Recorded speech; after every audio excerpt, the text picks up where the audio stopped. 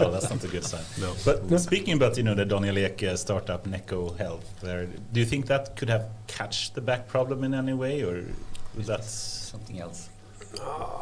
I don't know. I mean, I've had a bad back for 15 years, so yeah, maybe. I haven't done that type of health test, but I've done other type of health tests, and that's basically just some chemical tests. So I don't think they would have taken the back. Maybe. Has anyone tried the Neco test? I haven't tried it. No, I spoke to them. You did it right now. Goran did it. Yeah. It was good. Have you seen the results? Did they give you all clear? Yeah, it is very interesting experience for sure. Yeah. So they are experts in skin cancer, and they measure actually all the blood vessels, risk for cardiovascular diseases, and those are the things that are mostly basically they're specialized in for right now. But a great experience to see how everything, they take like a blood pressure not only from one hand but from the legs as well. So there is a flow. They give you to squeeze things and etc. So they have some calculation behind it that gives you a score. Up till 98, I think it was the biggest score. So I think I got 98. I don't know if it's right or not, but I was like, you're doing it. That's why you like it. A good test. How long does a test take? I think that it was around like not more than 15 minutes. 15? Wow. 15 minutes. First you get into a chamber, there is like a large camera, it's like over 200 cameras that are filming you, 360, and you get like a 3D map of yourself. All the things that they measure BMI, fat, all these things. They take blood as well, so they trying to trace after these 3 glycerides or bad blood and stuff like that. But continue because I'm off camera, so we Okay, but let's welcome you all here. We have 3 guests tonight, and I don't think we had that before, have we? 3? No, I think we have sometimes when we did the what happened after summer. What happened after when then we had right. Yeah, Luca and Oliver and Oliver. Yeah. But not many times. Yeah, and awesome, and also great to see some ex-Spotify people here, at least 2 of them here. So with that, very welcome here, Henrik Kniberg. Thank you. I love the new title, AI Whisperer as well. But I'd love to hear more about your background. But you're, so famous, I think, in all the extremely pedagogical and very fancy. And I'd love to hear more how you actually do these kind of visualizations, explaining everything from Agile and now lately the generative AI part as well. Awesome stuff.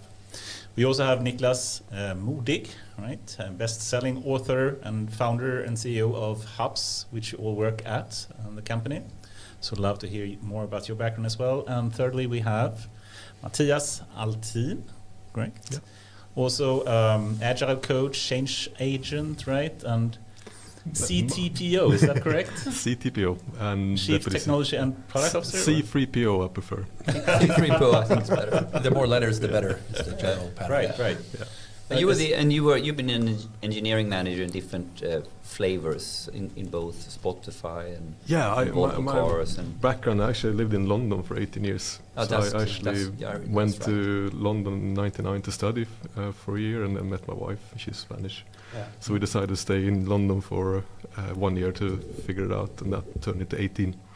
So I want to move back to Sweden to work first for Klarna and then for Spotify. Yes, Klarna first, right? Exactly, briefly. Yeah. We'd love to hear more about Hups, about all the work that you do with AI and Agile, etc. But perhaps we should start with, since you started, Mattias, if you were to just give a very brief introduction to yourself. Who is really Mattias? What's your background, passion? I already started. Yes, I'm from North Sweden. Lived in Gothenburg for 10 years and then ended up in the UK. I'm a software engineer since '97. In London, you quickly end up in the finance industry there. That's the dominating industry. That's London. Yeah, and I worked for hedge funds, asset management firms, and I was CTO for 3 different companies. So since 2008, roughly onwards. So really it's C3PO or C3PO, I love that. C3TPO. I have my golden suit wearing in office. Awesome, and at some point you met the other guys here, or how did that happen? Yeah, how did you meet? That's a good question. Well, Henrik and I live not far from each other at Färingsö. So you kind of meet at the local burger joint. We did, yeah. And actually, our kids went to the same school then, and I knew Henrik's wife Sofia through the parent-teacher. Oh, really? I love it. I love community. Yeah, and paddling. Sofia's an avid kayak paddler, and I actually also have a big interest in kayaking. Big interest. He's like a hardcore pro. Yeah, no. I used to be able to paddle, but I haven't kept it up. Awesome. And if we move over to Niklas, perhaps you can give a quick background about yourself as well. All right, I'm from Stenungsund. Everyone have heard about the terrible accident in Stenungsund. Either the bridge that fell apart more than 40 years ago, or the road that collapsed a few months ago. So that's where I'm from. Oh yeah, right. Now you say it. My background is that I studied at Stockholm School of Economics, and then I pursued into researching and being a teacher there. Always been fond of Japan, so I lived in Japan as a kid, and then I did my PhD studies in Japan and got opportunity to be. Where came the interest from Japan? I was into martial arts as everyone else, and I thought this was really, really fun, and I had some naive idea that I'm going to be a karate kid. So I actually went to Japan as an exchange student when I was 16. So I think that's where it started. Was it karate or karate? No. I had this vision that my Japanese host father, he would like train me in the garden and be this mean guy, but he played the trombone, so it wasn't really wax on, wax off. No, it was completely different. So I came to do some Aikido and some Kendo and stuff, but not so much. Are you into it still? Some martial arts? No, actually not. I was into it until I was 20 years old, but when I moved to Stockholm, I didn't continue because I felt it's a lot about your teachers, and I had amazing teachers in Stenungsund. And how did you fall into the whole lean Toyota production system angle? That's talking about rabbit hole, but short story is that when I let go of martial arts, I was dating a girl who was an aerobics instructor, and the only way I could hang out with her was to take her class. So I started to take aerobics classes, and then I got caught up because that was basically the same thing as martial arts, doing hip hop classes and step up classes and so on. So once I just graduated from Stockholm School of Economics, was one of my teachers said, Niklas, I really like your moves. You should become an aerobics instructor. So I declined my offer from becoming a management consultant, and then I said, I'm going to be an aerobics instructor. So with a master's degree in economics, I started to teach aerobics. Yeah. And then I thought the teaching processes are so inefficient, so I have to apply lean here. So I created my own concept called value-added aerobics, where I basically applied lean on teaching methods. And that's what I told my old professor about, because he said, "Oh, have you been what are you doing?" And I said, "I do lean service within aerobics." And then he got hooked. What was his reaction? No, but he thought it was interesting, and that's why he said, "Why don't you come to the PhD program and write about lean service?" So that's actually what happened. So my question: how did you fall into Toyota production system? Is very accurate. It's very, very accurate. No, it's true. I've never had a plan to take a PhD, or I've never had a plan to apply lean. It was just I had really inefficient teaching methods. Frustrated with inefficiency. No, I was just standing there feeling stupid, and I saw people feeling stupid. So how can I make them feel successful and get good workout? And then I had to start applying how to make people understand. That's a value-adding process. And I guess you had a little bit of lean exposure from schools. So you had, that's why you thought about it, because not everybody that is an aerobics instructor would think lean and go that. No, I had my master's degree within operation strategy. So that fit. You applied from school. Yeah, that was the starting point. Cool. Wow. And how did you meet the other two guys? Well, Henrik, since after Well, where should I start? Well, I pursued some research in Japan. When I started to research about lean and services, then I got the opportunity to continue at Toyota Japan and write about how have Toyota actually applied the Toyota production system in their demand chain or sales and services. So you were working inside Toyota. You could do your research in collaboration with Toyota, right? Or yeah, I got access through my university. So I was there 2 years. And then I started then lean was really hot. This was 15 years ago, and the Toyota Way was just published, so everyone was walking around with Likers book and so on. So I gave a lot of speeches about lean. And then I met some dude talking about Agile. I said, what the heck is that? Yeah, but what is that encounter? What is that encounter? That's fun. What happened? No, but talking about Henrik, I heard about him, and then one day he said, hey, I have a really cool woman here, Marianne Poppendick. She's a lean software guru. Why don't you come over for a dinner? And since then, we have been good friends. And the background there was that I stumbled over his book at my office. I didn't know who he was. I found, I was learning a lot of lean at the time. I was interested in it. I found his book, and I was like, this is the best lean book ever. Yeah. It was small, short, and to the point without a bunch of buzzwords. This is awesome. Oh, it's a Swedish guy. That's interesting.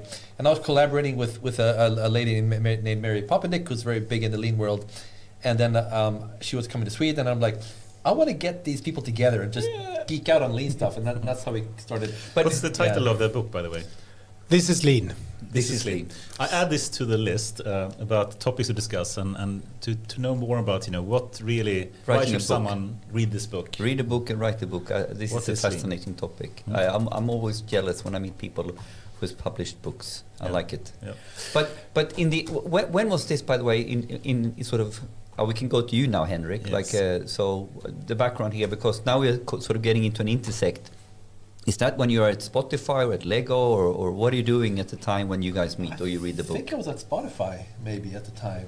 I don't remember. Yeah, it must be so at least a while back. Yeah. I would guess maybe 12 years back, 12 years back. It was a while ago. So who is really Henrik Kniberg? Can you give a quick backdrop? I'm very curious about that myself. Yes. I hope to discover one day. Actually, this is why you're in this pod. It will be a meditative maybe it'll be discovery. Yeah. I'm a very curious guy, I guess. I actually, by pure coincidence, also grew up I grew up in Japan. So we have a common connection there. We didn't know each other there, but when I was a 7-month-old baby, my parents all went to Japan because my dad worked there, and then so I spent 16 years as a kid growing up in Tokyo. Do you speak Japanese as well, or not as good as he does? Okay. which is ironic because I spent so much more time in Japan. But I went to an American school and they spoke Swedish at home, and so my Japanese is decent but kind of crappy by now. But anyway, grew up there, came to Sweden as a teenager, decided that I wanted to be a musician. And then decided that I don't want to be a musician because it's hard to make a living off being a musician. What music instrument? I play bass and piano and guitar and drums, and can't decide what my. We have so many. we have so many podcast guests, so we need to have a jam. A jam. We talked about this. We talked about this. Mattias, like, there's instruments here. Yeah, I'm like, don't tempt me. But anyway, so I decided that maybe we had more instruments before. My keyboard was here before. Now it's so.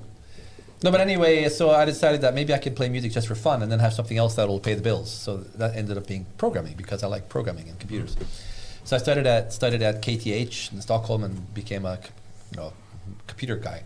And ended up, I got dragged out into various consulting engagements while studying. It was coding out in different kind of projects, typically rather big projects, like big telco projects. And I was this one guy sitting there coding. And I learned very much about how to fail with big projects. That was kind of my big experience, was that... You need to fail to learn something. Yeah, I would spend time writing what I thought was really nice code, but then, everything has to fit together and these big projects tend to fail. And I became a little bit of a cynic, but anyway, then later on I was in my own startup. A friend dragged me. I always get dragged into startups. I don't know why this keeps happening. But anyway, I got dragged into startup, and then I had to build my own teams. And then I didn't want to fail. So I knew exactly how to not build software successfully, and I wanted to figure out, is there a better way? So I started frantically looking around, is there any information? Because by then there was this really cool thing called the internet, so you could look stuff up. So what year was this? I remember. Yeah, 90, 95, 95. 98. No, 98 was when we started the company. So I started looking around and I started finding something that later on came to be known as Agile. No, it's the manifesto. When was that written? 2001. This was before. Yeah, it's exactly. Yeah, so there's this community of people who later on wrote the manifesto. Yeah. But they created the first wiki because they actually invented the wiki. This guy named Ward Cunningham invented the first wiki. And then through that community, I don't know how I stumbled into it, but they were sharing knowledge, like how, work in teams, write code that tests code, work in pairs, all these really weird practices that was very different from what I had seen in the field, but that seemed to make sense. So I applied that with my teams and was like, oh, it works. This kind of works better. It's not a silver bullet. It but works better. It works better. I like that. No guarantees. But when we fail, we would fail for the right reason and not because our process is stupid, right? Yeah. So anyway, that's how I got kind of hooked into what later on came to be known as Agile. And then gradually through my mixing between consulting and startups, it started becoming like one of my tools. Like, okay, I'm a guy who writes code, but I also learned a few things about how you can collaborate. And then more and more that became my image. And then I got involved in companies as kind of a coach and then started writing books and stuff around that. And then suddenly people were calling me something, they were calling me an Agile coach. Agile coach. Yeah, wow. they were accusing me of this. They gave me this title. Yeah. Did you want it? Or do you it was, I don't know. You loved it, Henrik. I remember how we started talking about Agile coaches, and now it's almost gone full circle. I don't want any more coaches. I want real coders. I was more like, is this what we call what I do? Then fine, it doesn't matter. I was interested in helping companies improve. Yeah. And this really was helpful. So I felt good going to a company and leaving them in a state that was better than before. Kind of. But and your years in Spotify, are you an Agile coach there, or are you a line manager, or what different roles did you sort of work in? No, I early on in my career, I developed a skill of dodging formal roles.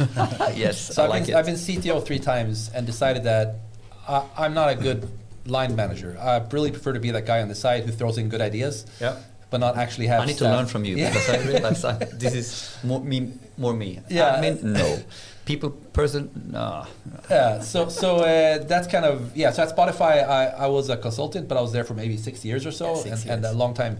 And most people forgot that I was a consultant. Yeah, I know. But I was really just a guy, an ideas guy. I was involved very early through random coincidence. I did a talk at KTH, where one of the first Spotify teams was there, and they got really inspired by what I was talking about Scrum. So they started applying Scrum, and that's how I ended up coming in there as a kind of a coach. Yeah. So helping them figure out as they grew from just a few teams to more people, then how do we collaborate effectively? So were you guys there at the same time? Who was at Spotify at the same time? Well, you left at 2015, right? Yeah, something like that. And then I am at 17. Same as me then. I joined in spring of 17, I think. Oh, you joined in 17. I left at 17. As we probably just. And when did you start in Spotify? 12, I believe. 12. Yeah, so you would have been there overlapping a little bit. Yeah. For sure. Yeah. And that was an interesting case because that was a company that was kind of, in my mind, born Agile. Yeah. So I didn't have to transform them from something else. They were born with an Agile mindset, which was super fun for me to, I could affect a lot more. And we have another rabbit hole here, the famous Spotify model. Yeah. We have it in our list. So I remember vividly, I've been trying to explain this, we didn't know each other, but look here, Henrik says, this is a point in time. Yeah, it's evolving. It's a snapshot. It's a snapshot. And no one read the memo. No, yeah. But anyway, long story short, I started getting involved in companies that, through my writings and stuff, I was lucky to get involved in some interesting companies like Spotify and Lego and did that for a while. But then at some point, I kind of did a pivot into climate. So I started getting panicked about climate change. So I did a pivot and just dived into climate change and was involved in some startups there and made another fancy video about that. And then through another I happened to end up in Mojang as a Minecraft developer through some really crazy turn of events. So you have a little toe in Mojang. How long was that? I was there for about 4 years. 4 years. More than a toe then. More like more a foot. More than a toe, yeah. So first as a coach and then as a developer and designer. And then we started up Hups as part of that. And then should we move that perhaps? Yeah. And then the last thing, of course, the whole AI thing, which I guess we'll be talking more about. Yeah. So I don't know what so the heck much I did. The switch to AI is interesting. Guys, we need 4 hours. I can tell already. Before we move into the topic of the origins of Hups, can you just elaborate a bit? How did the switch to AI come about for you? Well, ChatGPT came along. as a thing. Look that way, or yes. Yeah. All right. Cool. I'm being moved around a little bit. Now I'm in a better position. So yeah, ChatGPT came along and kind of started getting me excited. I've always been interested in AI. I did a bit of AI programming in Minecraft, but also from way back in time. I've always been kind of interested in this, and it would seem like a really cool thing, but more like a toy than anything else. But then GPT-4 came along, and when I started looking into that, I was shocked to the core. Like I realized what I'm seeing now is something that I'll never again experience in my life. So I kind of, from one day to the next, made a pivot and said, this is going to be the main thing for me. Now I need to figure this out. We need to, and this will have so many profound implications back to team and organization. Yeah. I'm, just thinking about teams that are agents that are autonomous AIs next to people teams as an interesting topic in itself. Yeah. But I have a topic as well about the generative AI video that you posted. So let's get back to that later, and I'd love to hear the background and how that got started as well. But to the next topic, how did Hups get started? What's the origin? Why did you come together? What's the purpose of Hups? Who wants to start? I think Niklas, you should start this one. Yeah, I can start. I mean, the foundation of Hups, I would say that maybe all of us have had a growing idea in parallel. My journey, that was integrated first with Henrik's journey and then with Mattias. But my journey started in 2011 when I was working with one of the Saab companies. They were producing radar systems, and I had a lecture with one of their management team, and they said, about lean, and they said, well, we really want to implement lean, but hey, we are 1,500 people and we're sitting in different offices, and lean is a systems theory, so if this is really going to work, we need to involve everyone. So how do we do that? And then I said, hey, I know a camera guy, he could come here and he could record our workshop, so let's have a workshop with your middle managers. There were 70 people, and then I brought in the camera guy, so he got some instructions. I'm going to have 9 modules, so take the recording and record them. And after that, in the post-editing, I wanted to take away all the discussions. So each of these 9 modules, they were a little bit like first a story, then a question, then brainstorming and discussion. So very, very simple. So we had that workshop, and then we cut up these 9 modules and burned it into DVDs because we couldn't stream them. So we took, all of the managers got 2 DVDs each, and then we said, okay, now you show, you have timeline of 4.5 months. So show 1 video every second week, and show the video and then discuss the question, and you lead the discussion. So all the managers did that. So first module, second module, and third module, and then basically all the middle managers educated 100% of the company at the same time. So everyone got the same story, same mindset. And I remember after three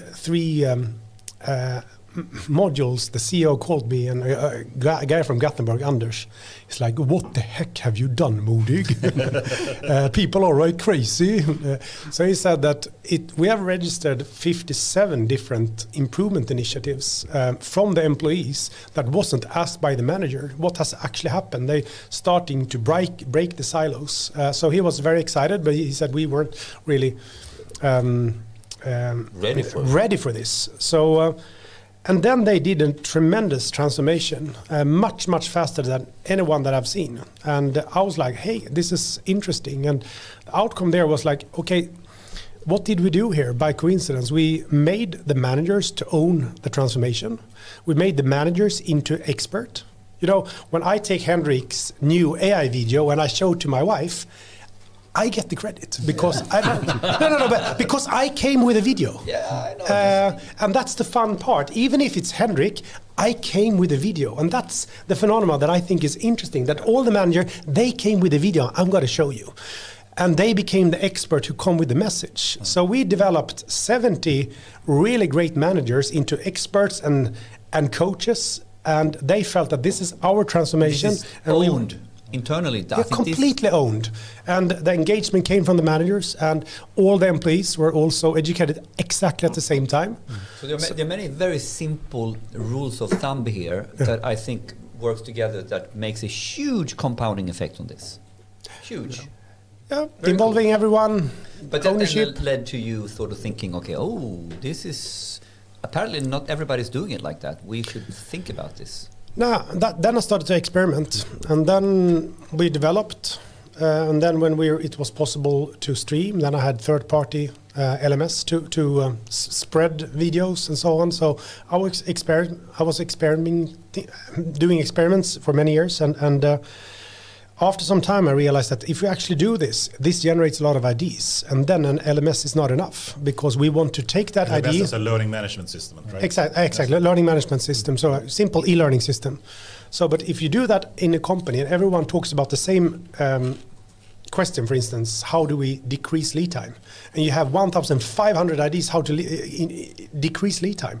Then you want to take that and condense that into a strategy that you actually go from IDs to action. So this becomes a bit of data. Exactly. So we needed something more advanced, and that's what I felt like, hey, we need to develop something that is different from LMS, learning management system. So that's why we started to develop a transformation management system, TMS. And that was the starting point of Hups. And that's when I was thinking, because I loved thinking about storytelling and metaphors and seeing how can we impact people. And I was thinking, who is my big idol there? Henrik. So I called him up and said, hey, I have this idea about founding a company where we are developing a software where we can involve everyone at the same time, but we're not only involving them in terms of training, we also generate improvements IDs and make sure that they can implement it in a smart way. And what year was this? We started it almost 5 years ago. 19 or something? Yeah, and then we found it as operationalexcellence.com. So it was like hotels.com, operationalexcellence.com, but then we understood that that's not a good name. So then we ended up with Hups, which is human upscaling and human upskilling. So involving everyone and build the people. So that's the simple both vision and idea behind the company. Also fun story there. When he called me, I was in my summer cottage and he was in his summer cottage. And I got really inspired by it. It's like, we should talk about this. Yeah, we should talk about it. Where are you? Oh, you're not so far away. And so he got on his boat and just came to my house. We're sitting. So he took his boat to my place, and we're just chatting. It kind of just felt an instant. All connection. good ideas needs to happen through a boat ride. Yes. That's another rule of thumb, right? You can take over. So where did you start? Well, it was basically that. But I think when he called, and it matched something that I'd been feeling for quite a while. And what was that match? The match was that I had done a bunch of, like Niklas, done a bunch of talks and keynotes and written articles, taught courses, stuff like that, and coached. But then it's me spending a lot of time on site with a limited group of people, one company. You're the bandwidth problem. Bandwidth problem, yeah.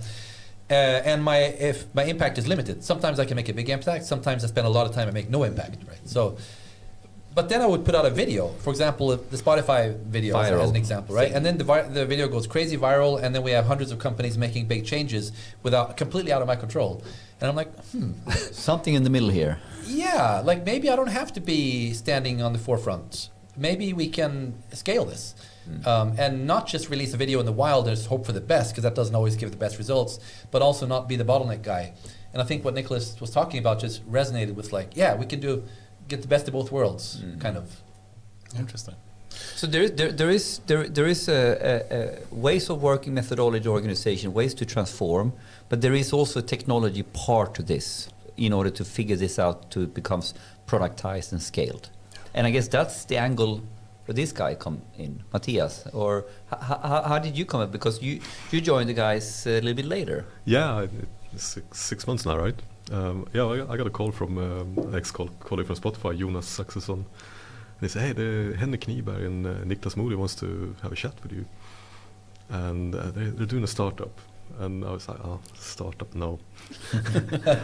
Not really interested. But Henrik is a nice guy, and I heard good things about Niklas. So, of course, it ended up being a breakfast in Henrik's living room No boat trip that time. No, I came on a motorbike because I was going to drive into Stockholm. That's good enough. That works. We did early morning. So I have a meeting in Stockholm, so I might as well just stop by and have a chat with some nice people. And then that kind of led to a number of meetings, and I was really not convinced at all. What that was what I understood in the beginning was like, no, I don't think so. But the more we talked, and we met a few days later in the local golf club restaurant. I don't play golf, but Niklas taught me how to swing a club in a simulator. And we were talking. No, that's the back problem. Yes. Come on, don't blame your fucking bed. Come on, in Japan. Yeah, that's the story you tell your wife. I get that. It's a bad golf swing, though. I've never played golf in my life, but that was the first and only time I had a business meeting with golf. And then we kept talking. I then kind of, well, it's not for me, but I kept thinking about this. I entered some other processes for jobs, more traditional jobs maybe. But I never felt excitement about that. But this thing kept going over in my head. And we kept talking. Niklas and I probably spent, 20, 30, 40 hours total. And eventually I decided, no, that's what I want to do. It's, I think it's a unique proposition we have. To be really kind of create what Henrik described, a kind of self-improving. Can you describe what's the typical customer of Hups? I think Niklas and Henrik are probably best for that. A typical customer, I would say, is a large Swedish industrial company or international company that have probably been working with some kind of improvement initiative with operational excellence or lean and agile, and they say that, hey, we really need to scale this, and then we can help them. So everything from smaller companies with a couple of hundreds and employees, but our largest customers, they have more than 20,000 people. So global companies that really want to scale training and scale transformations, and with a deep thought that we want to make our employees own and do this, because I think that is there are different ways of driving transformations, but I think building in the competence into the leaders and making them take full responsibility of everything, I think that's... the leaders or the employees? Both. First the leaders, so they can develop alignment, and then they involve the employees, because you need a crystal clear alignment. Otherwise, it won't work. And I think this speaks to the core. When I talk about in Derdax becoming data and AI ready, don't talk about the tech, don't talk about the AI, talk about owning the shit. Talk about who owns the data, who owns the tech, who owns the algorithm, and I'm super scared of this. I started calling it hero consulting. I've been doing that myself, and it's not good. Yeah. When literally you have someone coming in and you're fixing stuff, and it's literally a black box for the organization, and it will never be sustainable. And ultimately, it comes down to ownership, owning your own chain, owning your own transformation, owning your own capability. So it really resonates what you are saying, Niklas. Really resonates. And I think a lot of people do it. They are using consultants in the wrong way, even. Yeah, awesome. And we promised to get back to your book as well. What is Lean, right? Was that the right title? The first title was actually What is Lean.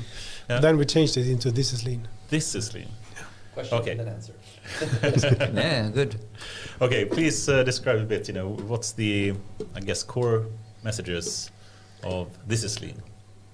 But since I was doing my research in Japan, I got opportunity to go into Toyota Japan and see what is their version of Lean, meaning the Toyota production system. And Lean was really, really hot at that point. So everyone was talking about Lean tools and Lean methods, and everyone was going to do Lean and become Lean. And it was both a verb and adjective. So it became really, really messy. Everything was Lean. Buzzword party. Yeah. What is Lean?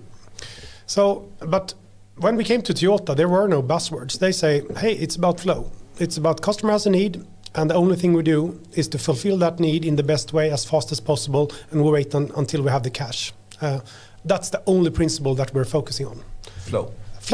Nagarizuguri in Japanese, and that is basically just let the water flow. So it's like that's martial art kind of training as well, isn't it? Yeah, and I mean that's one principle of the two, the flow thinking. And basically, I love this metaphor that they taught me. Like, if you put up the film camera on the customer's shoulders, how can you make sure that the customer journey is great? Or if they have a car and the car needs to be repaired, from the point when the car needs to be repaired, put up the film camera on the car and see what is happening with the car until it's repaired. So it's basically the perspective of the flow unit. Yeah. And that is applicable in every single industry, irrespective if it's manufacturing or materials, information, customers. It is about the flow. So that's the first principle, and then it's the Jidoka principle, which is basically, if you have the flow, how can you make sure that all the employees can see the flow and know what is a normal flow, and if it deviates, everyone react immediately and correct it. What was the name of the principle? Is that? Jidoka. Jidoka. So Jidoka. there's So- two Japanese terms that is the core. Say them in Japanese. And No, the first one is just in time, they call it, but in Japanese, nagare zukuri. So it's basically to create flow. Yeah. And then it's Jidoka, which is, it's 3 different characters. Self-workingization, meaning how can we create a culture where everyone knows what to do all the time? That is done through visualization. And that's why everyone knows what is normal and then can see what is abnormal. So it's a very conscious learning system. But isn't that interesting? It's not easily translated. It's like semantics, and when you have Japanese characters and how that works, and then you want to try that and put that in English words. I can see how much more powerful those characters that sort of build this whole you have a whole spiel to explain. Is that true? I mean, like, so is it more powerful in Japanese, these 2 words, or these 2 key characters? I think it's also some, if you say, oh, this is yakiniku, and it sounds better, but it's basically fried meat. It's not so sexy, but it sounds good, yakiniku, but it's grilled meat. Take away the curtain. Take away the curtain, boys. Take away the curtain. I like it. But this actually is one of the kind of Niklas things, which also I subscribe to, which is let's reduce the buzzwords and just talk about the thing itself instead. I like it too. Okay, so back to the question, what is lean then? If you were to try to just condense it to the core. That's the 2. How can a company create flow, put up the film camera on what they are producing, and how can we create a system so everyone sees what's happening all the time so they can react on deviations immediately. If it's a hospital, then you put up the film camera on the patient, and then you focus on the patient's flow, and then you want all the personnel to see, can we deliver a normal flow from the patient's perspective, not writing a referral, not sending them to it's the patient's journey. If I phrase it like this, what's the opposite of lean? Silo thinking. Put up the film camera on the machine or on the doctor and make sure that he or she is busy. Good. So we optimize his or her flow instead. Then we have the film camera on the doctor. And we make sure that he or she always have something to do.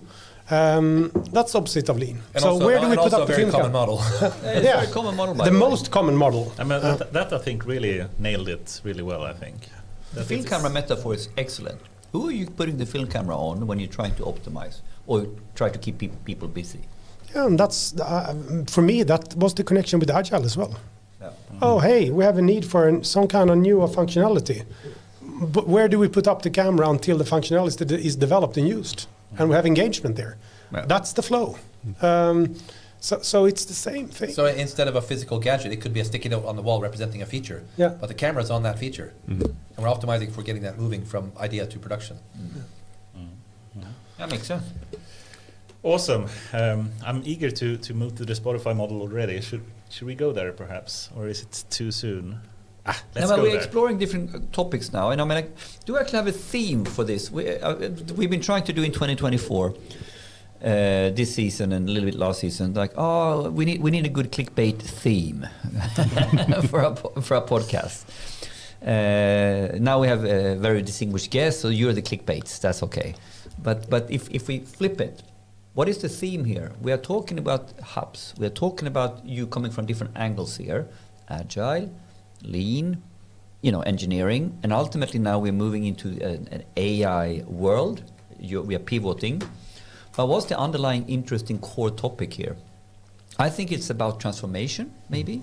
You know, how do you get flow and adoption in transformation? And ultimately, how do you get flow and acceleration in adopting data and AI? Maybe that could be one angle, or do we have another one? I think we formally wrote the theme as the role of AI in the future of software development or something like that. Yeah. But I still think we should, before we go there, just take the Spotify model quickly. No, because I think then we are building up to a theme by looking at different perspectives into this story. We're looking at into a lean story perspective.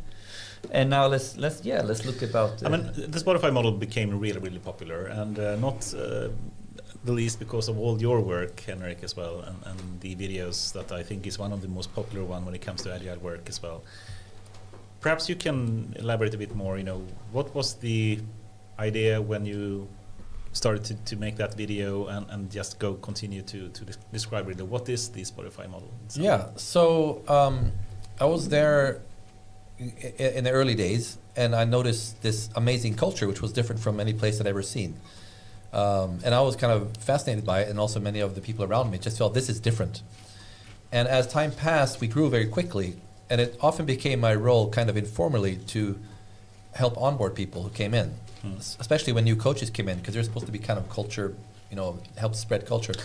Perhaps you should explain that they don't have Scrum Masters in normal sense in Spotify. They had Agile coaches instead. At the time, when it just started, they didn't have anything like that. But then when they decided to start using Scrum very early, then they had Scrum Masters. And then quite quickly, and I started coming in a little bit, we decided to, let's not narrow down too much on Scrum, because Scrum is one flavor of Agile. Yeah. So we basically just renamed the role. So the early Agile coaches at Spotify were essentially Scrum Masters, but we called them Agile coaches because we don't want to make everybody feel like they have to use Scrum specifically. Right. That was the only real reason. And Master doesn't sound good either. Scrum Master might make you ask who then is the Scrum slave, and then it gets icky, right? I'm not very fond of the term at all. No. But anyway, so I started spending a lot of my time explaining to people, trying to verbalize what is it what is our culture. And then at the time also the CTO at the time, Oscar, was doing a good job. And Oscar Ståhl, yes, was preparing for, he was seeing this growth happening, very fast growth, and needed to create some kind of framework for us to grow into. When you're just 2 or 3 teams, you don't need much structure, but when we're going to be maybe 15, 20, maybe we need to figure out which teams need to talk to which teams. So we need some kind of a containment structure, and then it became, we just called it tribe. But essentially he was creating a structure that wasn't needed at the time, but was going to be needed. So, I'll give most of the credit to him. I was involved as a sounding board, but it was essentially mostly his work.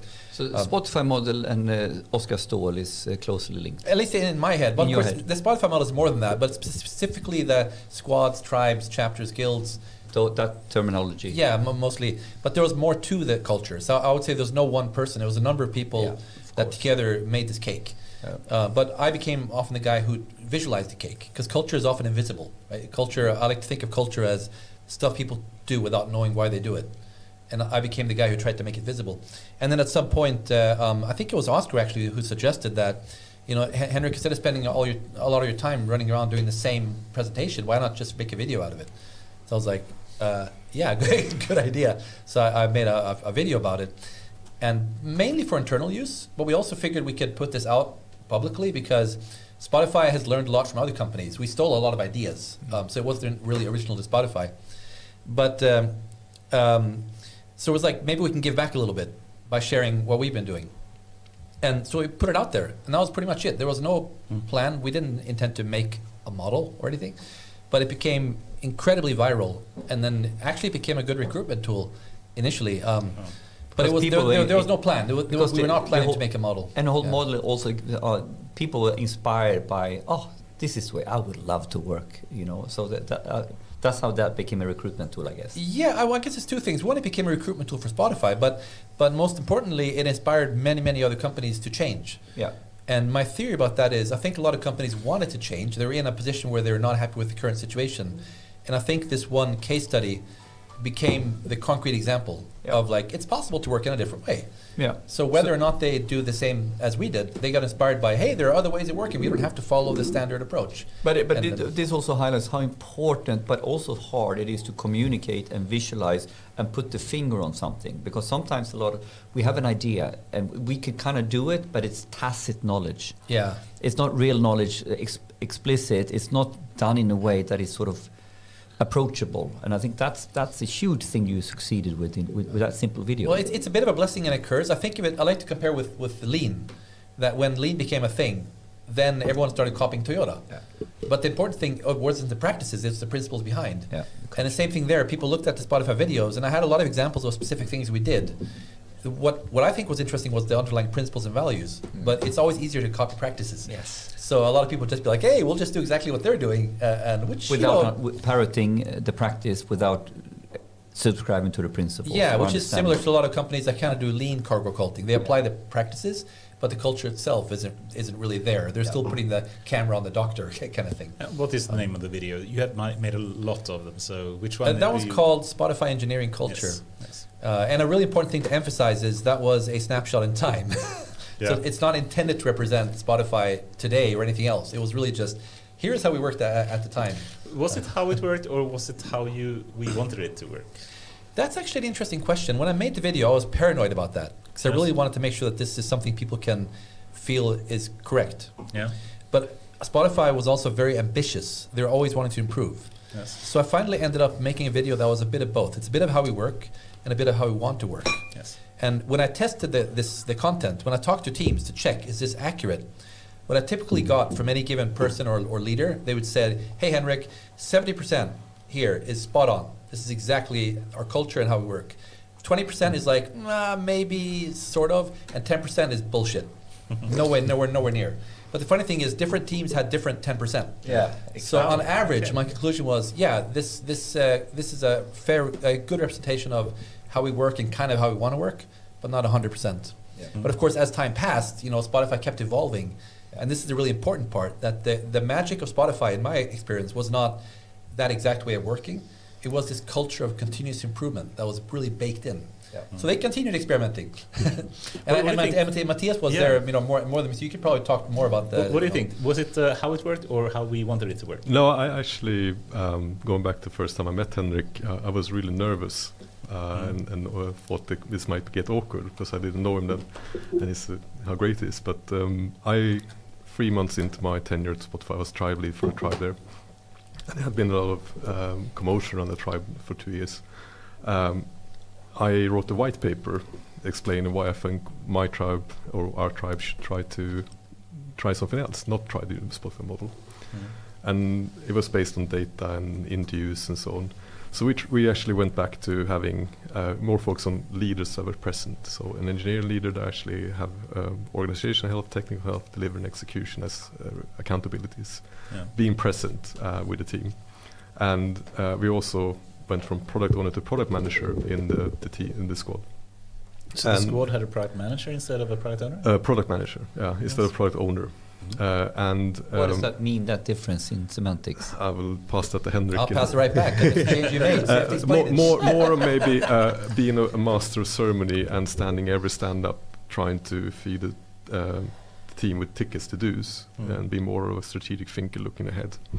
And taking like a product strategy. Because some people put like product owner and product manager in like a hierarchy and say that the product manager is above. Yeah, pass. I for me it's more of a let's try to have the EM, engineering manager, being more present with the team, owning organizational health, which was to hire, recruit and mentor, coach, making sure that the team actually is competent.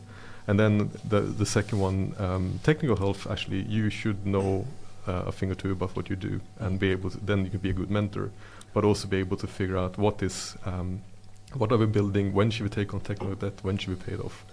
And then with those two kind of levers, you can actually own delivery and execution as well, because when you can go faster. Why can't we go faster? Why we're understaffed or we're underskilled. So that I wrote that white paper and was only intended to do as an experiment locally, and that turned into quite a big thing because my manager at the time said, "Hey, you should spread that to the whole Spotify." Oh, no, I'm still on probation, and it was like a lot of people loved it and thought that was great. We should try something different. And other people got really upset. Some people got upset, but. It ended up being we got exempt to try this in September or December 2017. And what was the big change really that you well, we took away the matrix system. So having chapter leads that say you're a manager, your expertise is back end. You have maybe 10 up to 15 directs, and they're all spread out over different teams. So when I went, so my link, I was the director saying, "Hey, how's it going in that squad? And how's the delivery going?" And quite often I go like, I don't know. I'm not close to what they're doing. We should just, for people that's not familiar to the Spotify model, describe a bit what the tribe, chapter, squad, etc. is. Yeah. Henrik Henrik's done a video about it. All right. But yeah, so the Spotify model is first of all a lot more than just that. But I can make the kind of thing people mostly talk about, the picture I drew. Is basically a matrix structure. It's just a fancy term for a matrix. But squad is basically the rough equivalent of a Scrum team or an Agile. It's a delivery team. Their job is to deliver stuff. But it pretty much maps to a Scrum team. 5 or 6 people, cross-functional, right, have an end-to-end responsibility. That's one dimension. That's the main dimension. Your main home is the squad. But then there's different skills in there, such as back-end engineer, maybe tester and stuff. So that's the chapter. So I may be in squad A working on, let's say, playlists or something, but I happen to be a back-end engineer, so I'm also in the back-end chapter, and I'm talking to other back-end engineers in other squads. So that's the matrix. But the difference is that squad is my primary home. So that's what squad and chapter is. And then isn't that also called like the reverse matrix in some sense? Kind of, yeah. Reverse matrix because the power is in the squad mainly, right? Exactly. The others, the chapter dimension is a support structure, but it's also at least was also the line management structure. So my line manager would be another backend engineer in my squad or in some other squad. But that way I can switch squad without changing manager. That was kind of the idea. And then for scaling reasons, then we had this higher level container called the tribe. Based on the Dunbar's number, like if you're more than a certain number of people, you start losing connections with each other. So we don't want to have more than, let's say, 100 people or so in a tribe. So tribe would be a handful of squads, and then there'd be a tribe leader. And you were a tribe leader, right? Yeah. But then some areas such as like these chapters, like back-end engineer, you might want to talk to back-end engineers in other tribes as well. So we introduced this more vague concept called guild, which is kind of like a community of interest. Anyone interested in agile coaching would be in the agile coaching guild. Anyone interested in AI or data engineering would be in that guild. And that's really just a community of interest. That was pretty much, that's just maybe 10% of the model, but it's the one that most people talk about. And I would say in the less successful copies of Spotify model, they just copy that. So they say, you're now our chapter lead. Oh, what do I do? Same thing as before, but you're our chapter lead. Yeah, and your team, Scrum team, is now called a squad because now we're really cool.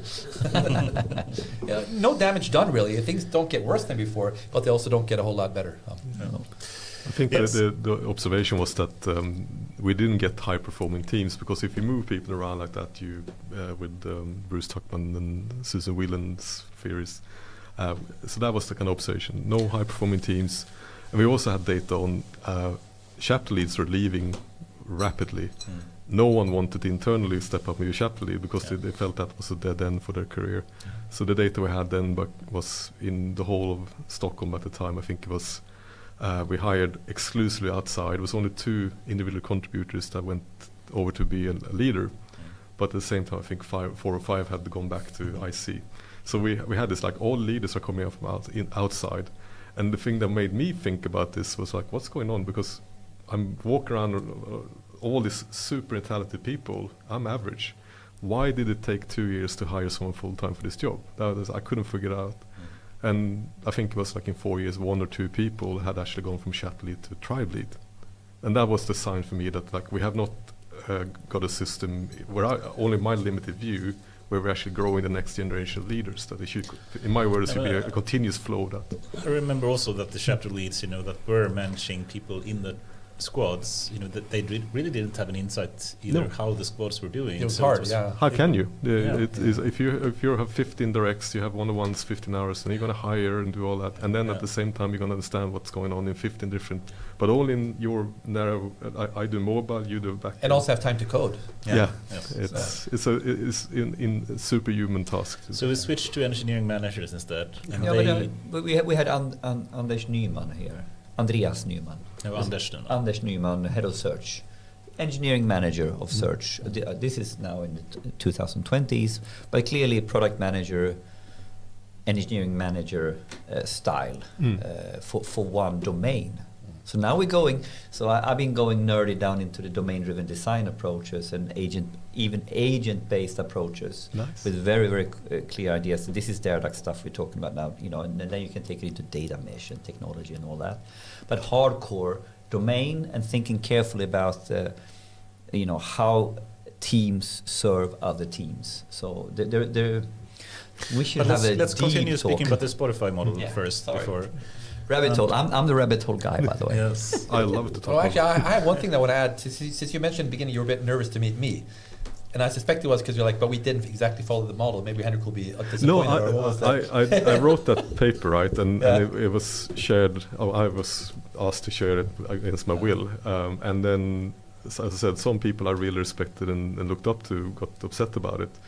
And I thought, have I done something bad here? And then I think a week later we met in the local burger joint with the kids. I think we were going skiing, right? Henrik's wife teaches skiing in the local ski school.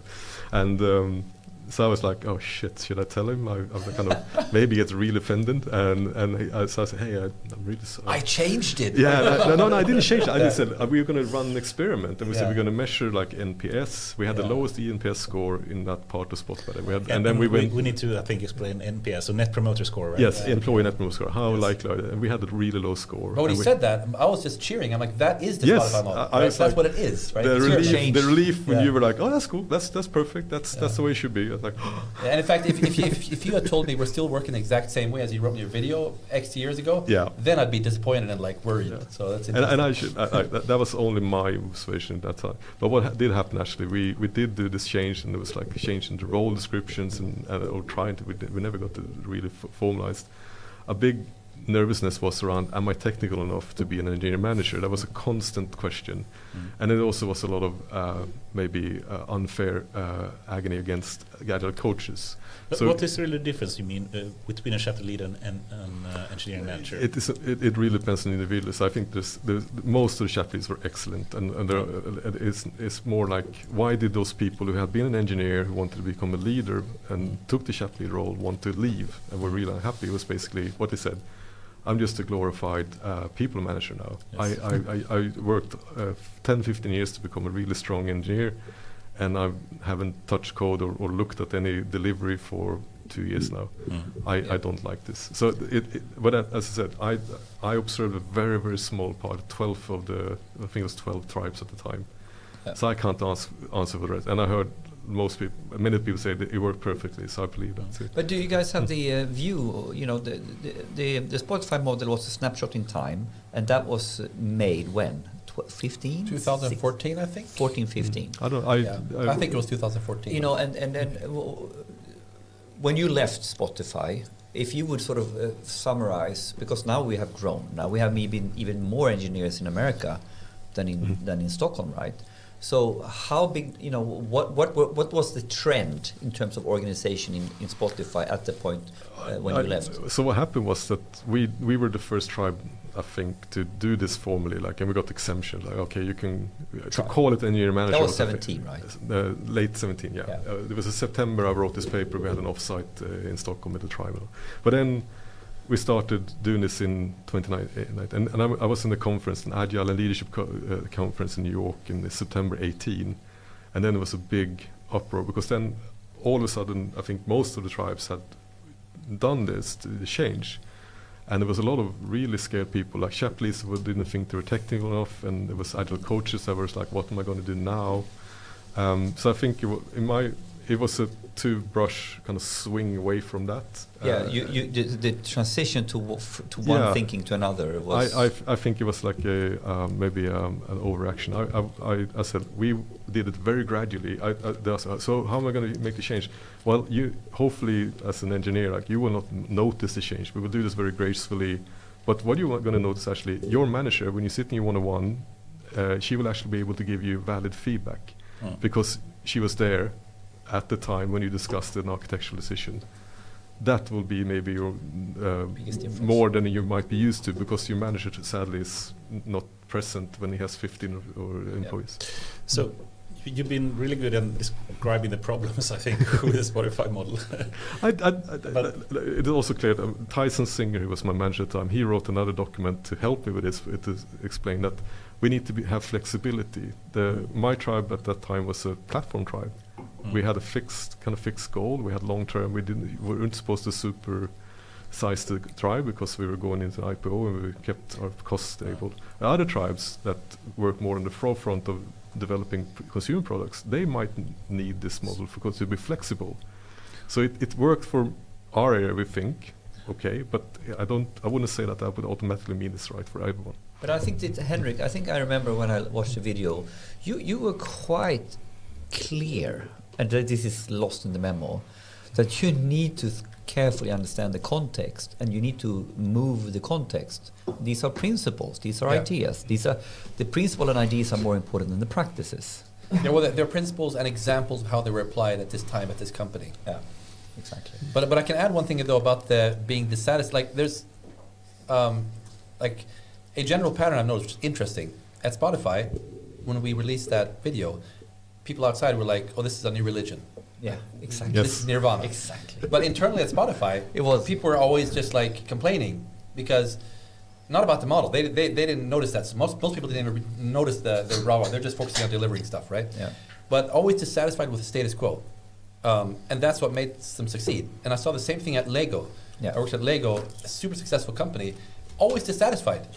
And I kind of get the same vibes about maybe Toyota. That's I think the irony is that super successful companies maybe need the cultural element of always being dissatisfied with the current status quo and always wanting to improve. So everyone else is like, "Oh, those guys are so awesome," and the company themselves are like, "No, everything is broken. We have to improve," which is kind of an interesting. But that's a mindset in itself, right? Isn't it? Yeah. That we are striving for excellence, and excellence in reality should be unattainable. It should always be. Which also means you need to, like, I had to coach people at Spotify to stop and celebrate a little bit. Pat yourself on the back, because you're always seeing the next thing to improve. But you've also made a dozen improvements, and the company's doing really well, and we're revolutionizing the music industry. Celebrate a little bit, and then let's fix the next problem. Yeah. Awesome. And I would recommend anyone that's interested in learning more about having the proper engineering culture to watch this video, right? It's still applicable today, wouldn't you say? I think it's definitely applicable as long as you see it as a general example and not a specific, I think that's the point. Think about the words, think about the messages, think about the core values here. Yeah. How you need to apply them technically, sort of thing. This is. I would say it's okay to copy paste another model, whether it's Lean, whether it's Spotify, whatever it is. Copy paste, but also adapt. Copy paste, and that's what Spotify did. We copy pasted from all over the place, but then we adapted. And I think that's the main thing. Awesome. So moving to some AI topic as well. I think, of course, Agile is super important. But if we were to move into the world of AI that we have today, and the AI first future that Google is calling it, how do you see? I think you wrote an article called something like "Are developers needed in the age of AI" or something? Yeah, that was it. What would you say the role of AI will be in the future software engineering field? So I'm going to quote Kent Beck. Kent Beck was one of the early Agile pioneers. He captured it perfectly in a tweet where he said something like this: "I resisted it for a long time looking at GPT, but when I did, I instantly realized that 90% of my skills are now worth 0. But the other 10% are worth 1,000 times more. So I need to recalibrate." And I think that kind of captures it. I think software engineers are still going to be needed, at least for some near term, right? Future. But that the role is changing radically. And it's, I think, the same for other industries as well. But since you asked about software, I would say that. I think that's a really good way to phrase it. And if you take any kind of role, if it's customer support or whatever, you can get rid of like perhaps 90% of the normal tasks you have, but as a human, the 10% that's left that humans actually do better than AI becomes 10 times more valuable. So I think that is, so many people are calling the future of AI as being more productive when using AI together with humans.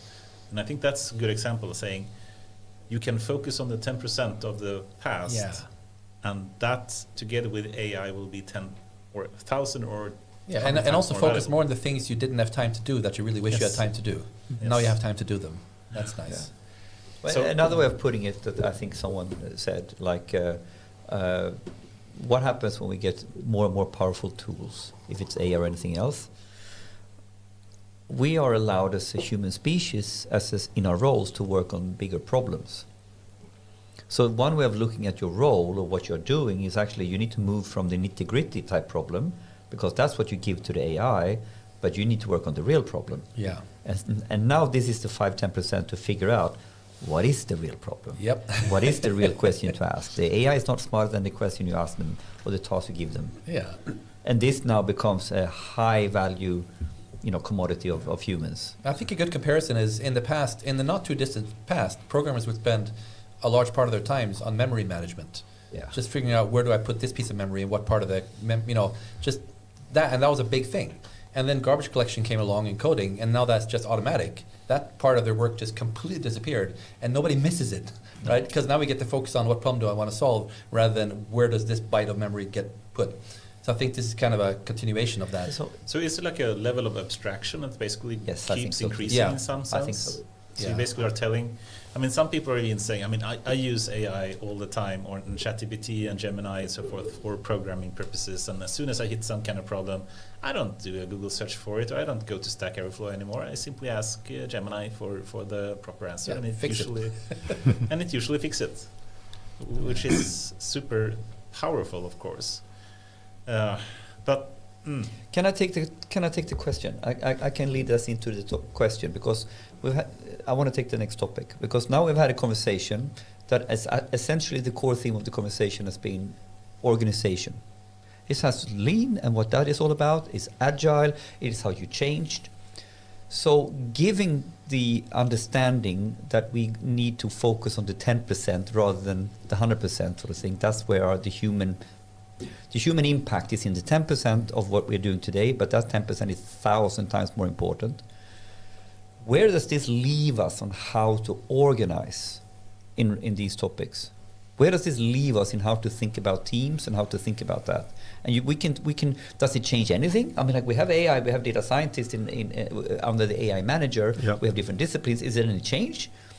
In Spotify, little change. If I compare to Scania, that I've been working quite a bit with, they're fairly mature. And then other companies where there's a big separation of technology roles versus people, business roles. They are even further apart in the distance. So where does this lead us on the path of organization? Can we elaborate on that? Henrik and I had a whole morning talking about it, actually. Yeah. You want to, or shall I? When GPTs became available, I created 2 virtual. We have a fantastic team we hired now in Stockholm for Hups. Yeah. And we had a legacy system with a platform. So I created a SQL Sarah. And she's our SQL Sarah. SQL Sarah. She knows everything about our schema and the domain and so on. So you pushed what data in there? No kind of sensitive data. But the schema, our domain, what are we doing? So I uploaded everything I could, and then actually worked quite well. I can ask Sarah about how should I get this information out, and then I also created Analytics Anna. So we have 2 team members that was Tesla. Can we add AI team members to the team? It was more of a fun thing to try. The rest of my colleagues was excited as I was, but I kind of, that was my first dip into that. And Henrik, we talked about this today in our. I think what's happening now, what's going to happen more, is that looking at a development team is that it really will be your colleague. Yeah. In the sense that now a lot of teams are doing like you mentioned. I have a problem. I'm going to use ChatGPT instead of Google to solve it, but not really changing anything about how they work. But I think what's happening now is we're starting to get into AI integrated into the development environment. So now you can not go to ChatGPT, but you're typing something right into your code, and they start changing your code in place, which is another level of productivity. But what I think is interesting is when you give it autonomy. So I think what's starting to happen now, and I think it's going to explode really fast, is the notion of having an autonomous team member. So at your daily stand-up or whatever, people are talking about what are we going to do today, and then the AI chimes in and says, I put up 5 PRs just now, the last minute, because I found a few bugs that I think I understand what needs to be done. So here's 5 PRs, please, and if, basically autonomously fixing bugs is low-hanging fruit. And then maybe someone at the stand-up says, listen, this bit of mess we made last release in this part of the code, do you think you can take a stab at cleaning that up? Sure, I can do that. Done, there's a PR up now. Anything else you want me to do? Right? That's going to become normal, surprisingly fast. So more autonomous agents that helps up for one to clean up perhaps the code and also come up with issues that you can find in the code and PRs as in pull requests. Initially, but then of course at a later stages it will be we're at our design meeting, we're having a discussion about something, AI is listening in the background, being quiet, and then someone says, or then suddenly it chimes in, hey guys, wait a sec, have you considered GDPR for that thing? Oh yeah, tell us more, and then it becomes really a team member. But that itself doesn't change the structure so much. But what I think will happen is, if you take Agile principles, for example, things like working at cross-functional teams, shipping often, I think the principles are staying the same probably, mostly, but the practices I think are going to be just turned inside out and upside down. Because why do you need to have a full cross-functional team? Normally it's because you need all these different skill sets in order to deliver. But now we have these models that know everything. So I think, just guessing here, that in the future we're going to have very small teams, 1 or 2 people plus an AI model that knows everything, but you still need the people there to take responsibility, to give feedback, to decide the prompts, to own the context. So person plus AI is kind of where I think the magic lies. So the new team becomes maybe we've been hypothesizing that we need to productize the way we work, and the teams that we build in the future are product sized. And in this perspective, then product size can be 1 or 2 guys because the rest is done by the. But we've been speaking before about are the roles. I think in Spotify we had so many more increasingly specialized roles that we had. You're a Java database specialist or whatever. It becomes more and more specialized in the type of role that you have. Perhaps what you're saying is the cross-functional teams of the future will not have the need for so many specialized roles because each person can be increasingly general with the help of AI. I think what I imagine is, and this is just speculation, but also a bit of observation, is smaller teams and then more teams. Because I think the best companies will be the ones that don't just fire people. They will AI empower their people, and then you can achieve a lot more. So you have smaller teams, but more teams. Each team is 1 or 2 people that can be a lot more generalized because they have the AI. But then you still have specialists, but they're not in any team. So let's say I have a database specialist. He's a specialist. His job is to make sure the different AIs are behaving. Yeah. He'll go prompt the AIs. He'll help, and sometimes a little more human supervision is needed. He'll jump in there. But for day-to-day work, they won't need that human specialist. He'll become a bottleneck. So to use the team topology book kind of terminology, it would be more enabling teams that have specialized skills that go and help other teams. Is that fair? I'm not sure if that's a term, but I think we're moving towards a future where we have these small teams that can do very many different things very fast, and then specialists who come in at specific moments to complement or tweak the AI models, essentially. Yeah, so the job of the human database expert is to cultivate AI database experts. The AI already knows more database stuff than he does, but he knows more about the context, maybe. I'm testing an idea. We've been looking at Deradax into, thinking about agent. That sparks us. Yeah. Wait a minute, we can go back and research, and we can talk about agent-based modeling.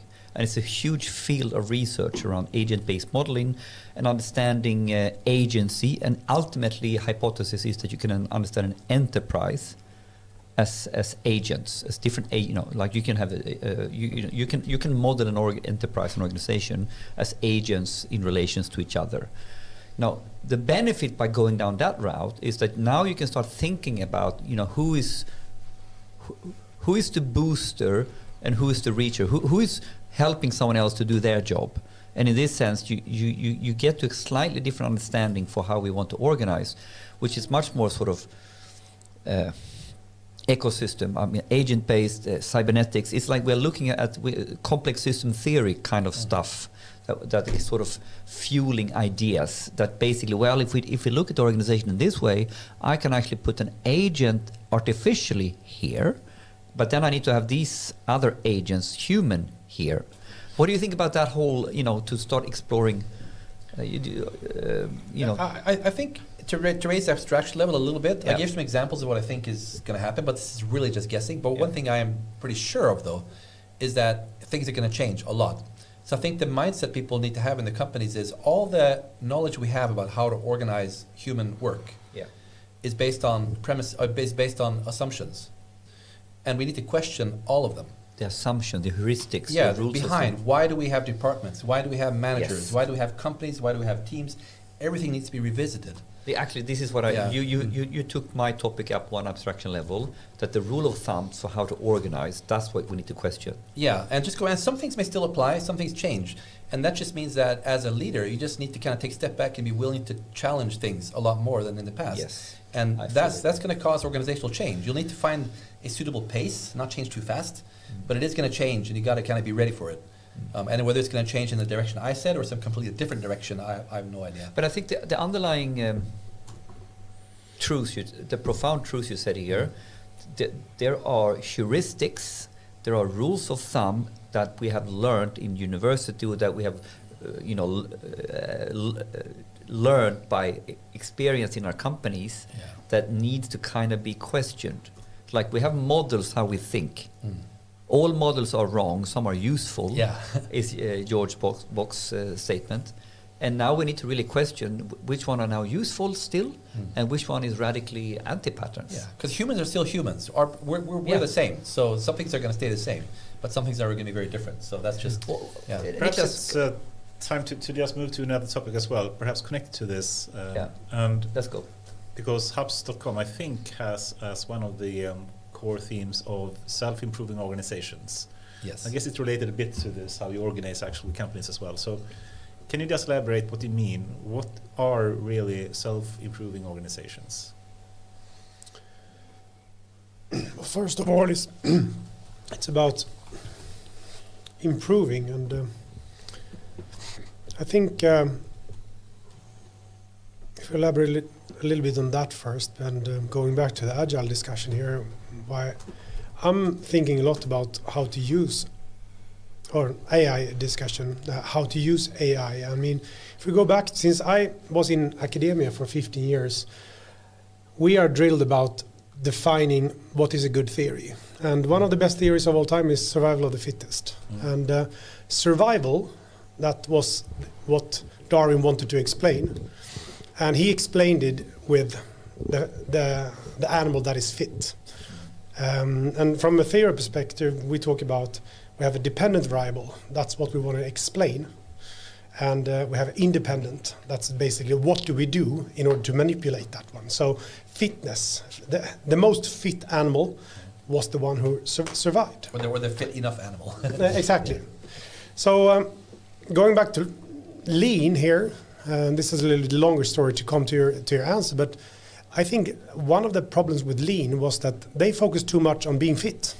And they lost the understanding about, well, what are we trying to improve? The survival. So that's why it became a verb, it became an agile. Yes. And then that's what happens with agile as well. Oh, we have agile everywhere. So it's all about being fit. And we forget a little bit about what is survival. What is purpose? What is outcome? What is the purpose? What is the outcome? And exactly. I can see here a little bit. Now we have done that with lean, we've done it with agile. Now we go all in AI. And it's the same thing. It's nothing about survival. It's the being fit. It's being agile. It's about being AI. Yeah, it's about being AI. Agile. It's kept the A and the I. Yeah. So what is interesting here, when we talk about agile and productivity, then we add an aspect to it. Well, how can we use AI in order to increase productivity? That's a very interesting question. Or how can we use AI in order to decrease lead time? That's also really interesting. And that's when if I ask ChatGPT, how shall we apply lean? then I get a bullshit answer because lean is undefined. It's very, very blurry. But if I ask ChatGPT, how can I decrease the lead time of a process within heart surgery? Then I get 20 crisp answers about exactly what type of practices to change in order to decrease lead time within that certain context. And now it starts to become interesting because then I have the survival plus AI or whatever it is. So going back to your question, self-improving organization. For me, I think it's about improving. That's the survival of a company. Self-improving, that is definitely kind of a choice. How do we improve? And I think that since the world is not so functional nowadays, I mean, my wife is from California. She's applied for Swedish citizenship, and it takes years. And when she moved here, it took 22 months to get a visa. So we had to move to Norway, even if we were married. And I did a cancer diagnosis 7 years ago. It took 6 months, and I almost died just because I thought that I was going to die, because I have 3 of my best friends died in cancer. So there's a lot of things that is happening here in the world that is not so great. And going back to what lean is, it's about, or agile, it's a system theory. So if we need to improve, then we need to involve the system. And then we can definitely not say self-improve, yes, then we need to involve everyone so the system can self-improve. If we don't involve everyone, then it's impossible to self-improve since we are not involving the system. Self-improving organizations is organization that can improve without an external support. They have built that capability, the capability building capability, so to speak. So I tested. I used a lingo when we were in Scania that this is about data and AI innovation. It's about taking the financial side of Scania, loan and leasing, and repositioning as a fintech because it has to, compared to how it worked. And we use the word, we need to build the engine, we need to build the muscle in order to understand how we become better at continuously improving or innovating whatever the direction of the new transport ecosystem that no one really knows how it looks like. For me, you are using a different lingo and semantics to talk about we need to build a machine that builds the machine. I came to exactly the same conclusion. When we talk about data, we have the old school way of transformation. This is as is, this is the to be, this is the gap analysis. How can you do a gap analysis on a completely galloping target in terms of productivity frontier? You can't. You can only build a machine that can build a machine that can adapt. And all of a sudden now we are moving in a paradigm where we go from economies of scale and efficiency to economies of learning and adaptability. And this is the core topic. How do we build adaptable companies? I think that's what you're talking about, right? But perhaps also we have a world... sorry. It's time for AI News, brought to you by AIAW Podcast. Awesome. So we have this middle section in the middle of the podcast where we take a small break. Not always that small, but we aim to make it small, where we just speak about some of the recent news, and then we get back to the discussion we just had. Cool. So it came about when he was ridiculously moving fast in terms of new things being released in the world of AI by the minute. Even the Sam Altman debacle by the minute, what is this? Yeah. So who wants to go first? We have a couple of huge stories, of course, happening, but I'll ask the guests first, I guess. Do you have a story that you want to start with, or should we take one, Henrik, me, or Goran? I think the funny thing today was the Elon Musk OpenAI fight. Do you want to open that, or should I? Yeah, well, it was... you stole my news piece, but let's go here first. No, you do it. No, you do it. I prefer you to do it, Mattias. Cage fight? Not this time, or? I start, you finish. Yeah. No, the whole thing about the lawsuit and Elon's response was basically, if you change your name, I will drop the lawsuit and change it to closed AI. But let's give a bit of a background to this as well. So it started with Elon Musk suing OpenAI, and Elon Musk actually was one of the co-founders of OpenAI to begin with in 2015 or something, and he left in 2018, I believe, because he thought the company was moving in the wrong direction and becoming increasingly for profit.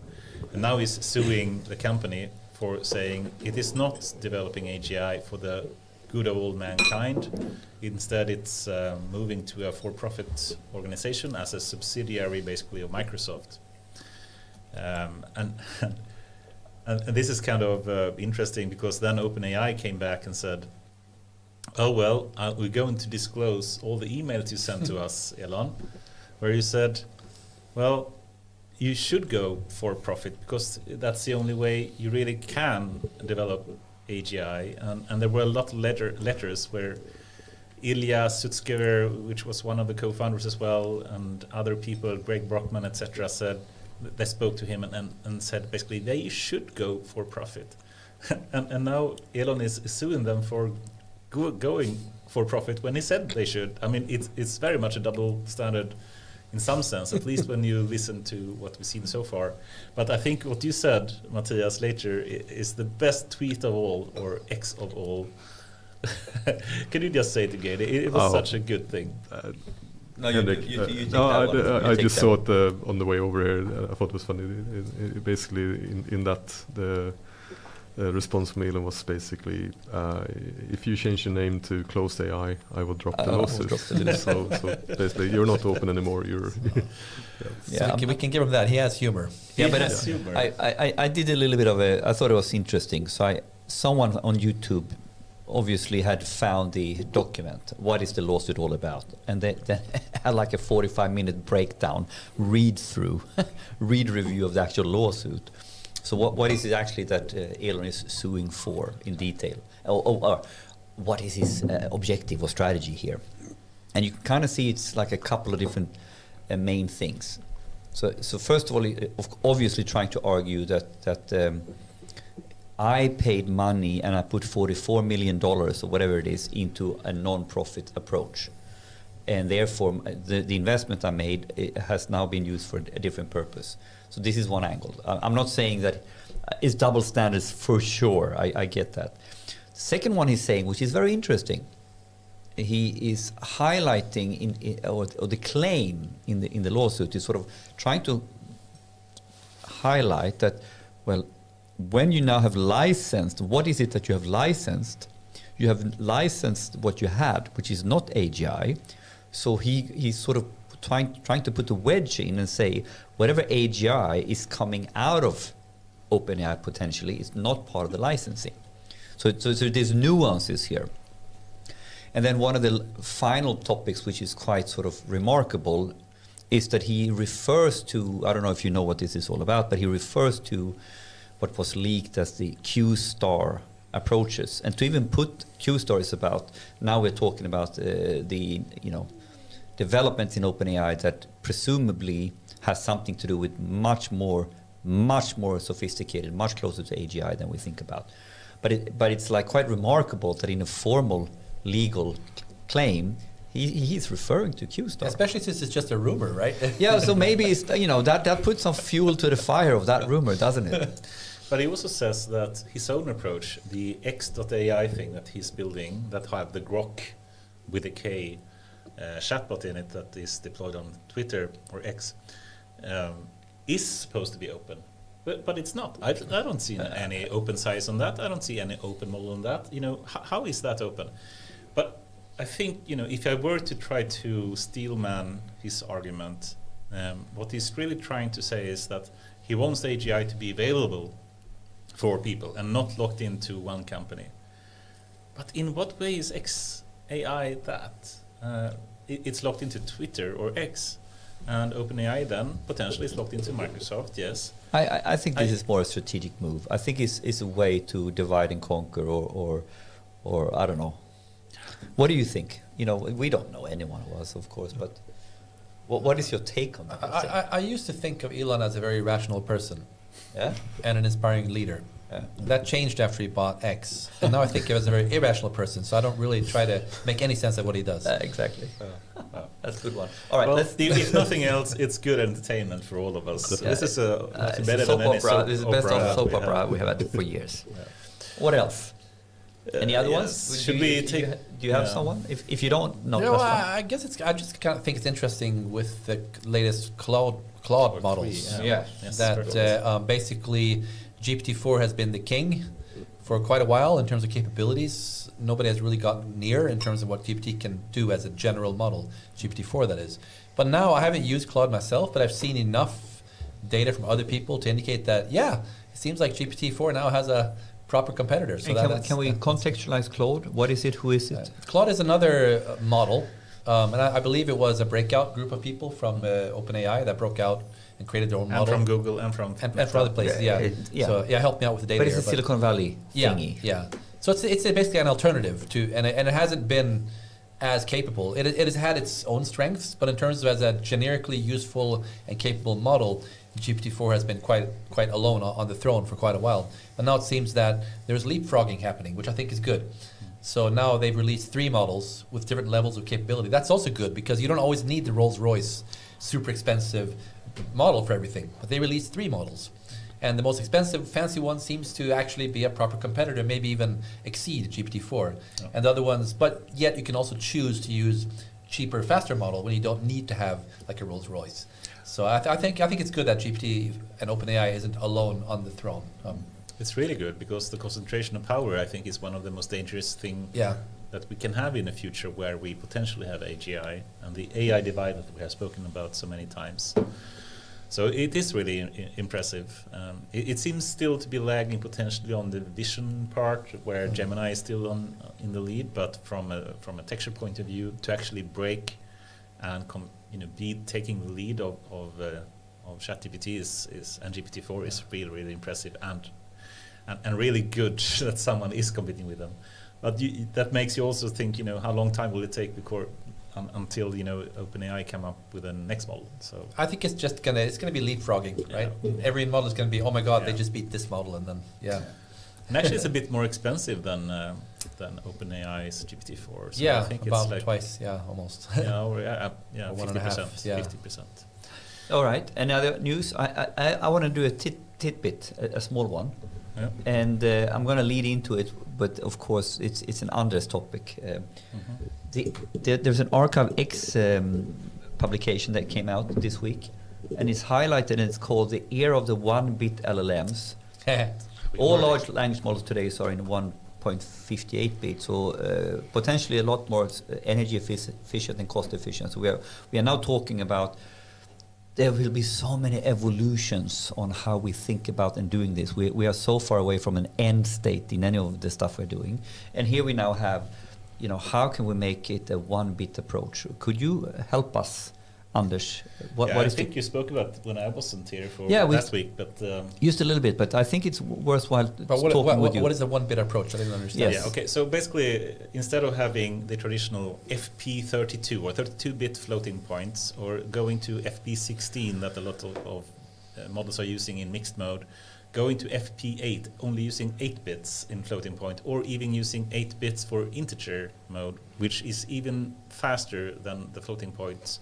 And there are even like 4-bit integer models that are just using integers instead of floating points. Now they have a 1-bit model, and the really weird thing with this, it's not really 1-bit because it had -1, 0, or +1. These are the only 3 possible values that a single neuron can take, or synapse, if you were to be correct. So the parameter can take -1, 0, 1. So if you take a log of 3, it basically it's 1.58 bits. Anyway. The really strange thing with this is that they achieve the same level of accuracy as FP16. So using only 1.58 bits, they achieve the same performance as 16-bit models. And then significantly lower amounts of memory and significantly faster from a time perspective. This is like any negatives? Was it only positives? I haven't seen any negatives. And one other positive thing is that when you go to this kind of -1, 0, 1, when you do a matrix multiplication, which is basically what all these kind of large models do, they multiply like a vector with another matrix, they move from actually having to do multiplications to only additions. So you can just add up the numbers. You don't need to multiply, and that significantly reduces the complexity of the computation as well. So it's significantly faster, and then achieving the same performance. It's like magic. It must be something wrong with it, but. Yeah, kind of like, what's the catch? But this is interesting now, because we're having innovation in the technology on so many different abstraction levels. So now when we're talking one bit up, we are going really hardcore down into how we understand what a neural network is and how you can load that into bits. And that has, of course, huge implication, because all of a sudden now, that means that you are very much closer to getting something on the edge. Like we are talking about Gemini, right? We're talking about how we have the large language model and we have the one for the phone. And we are getting very close now to where we can have a large language model driven operating system or something like this.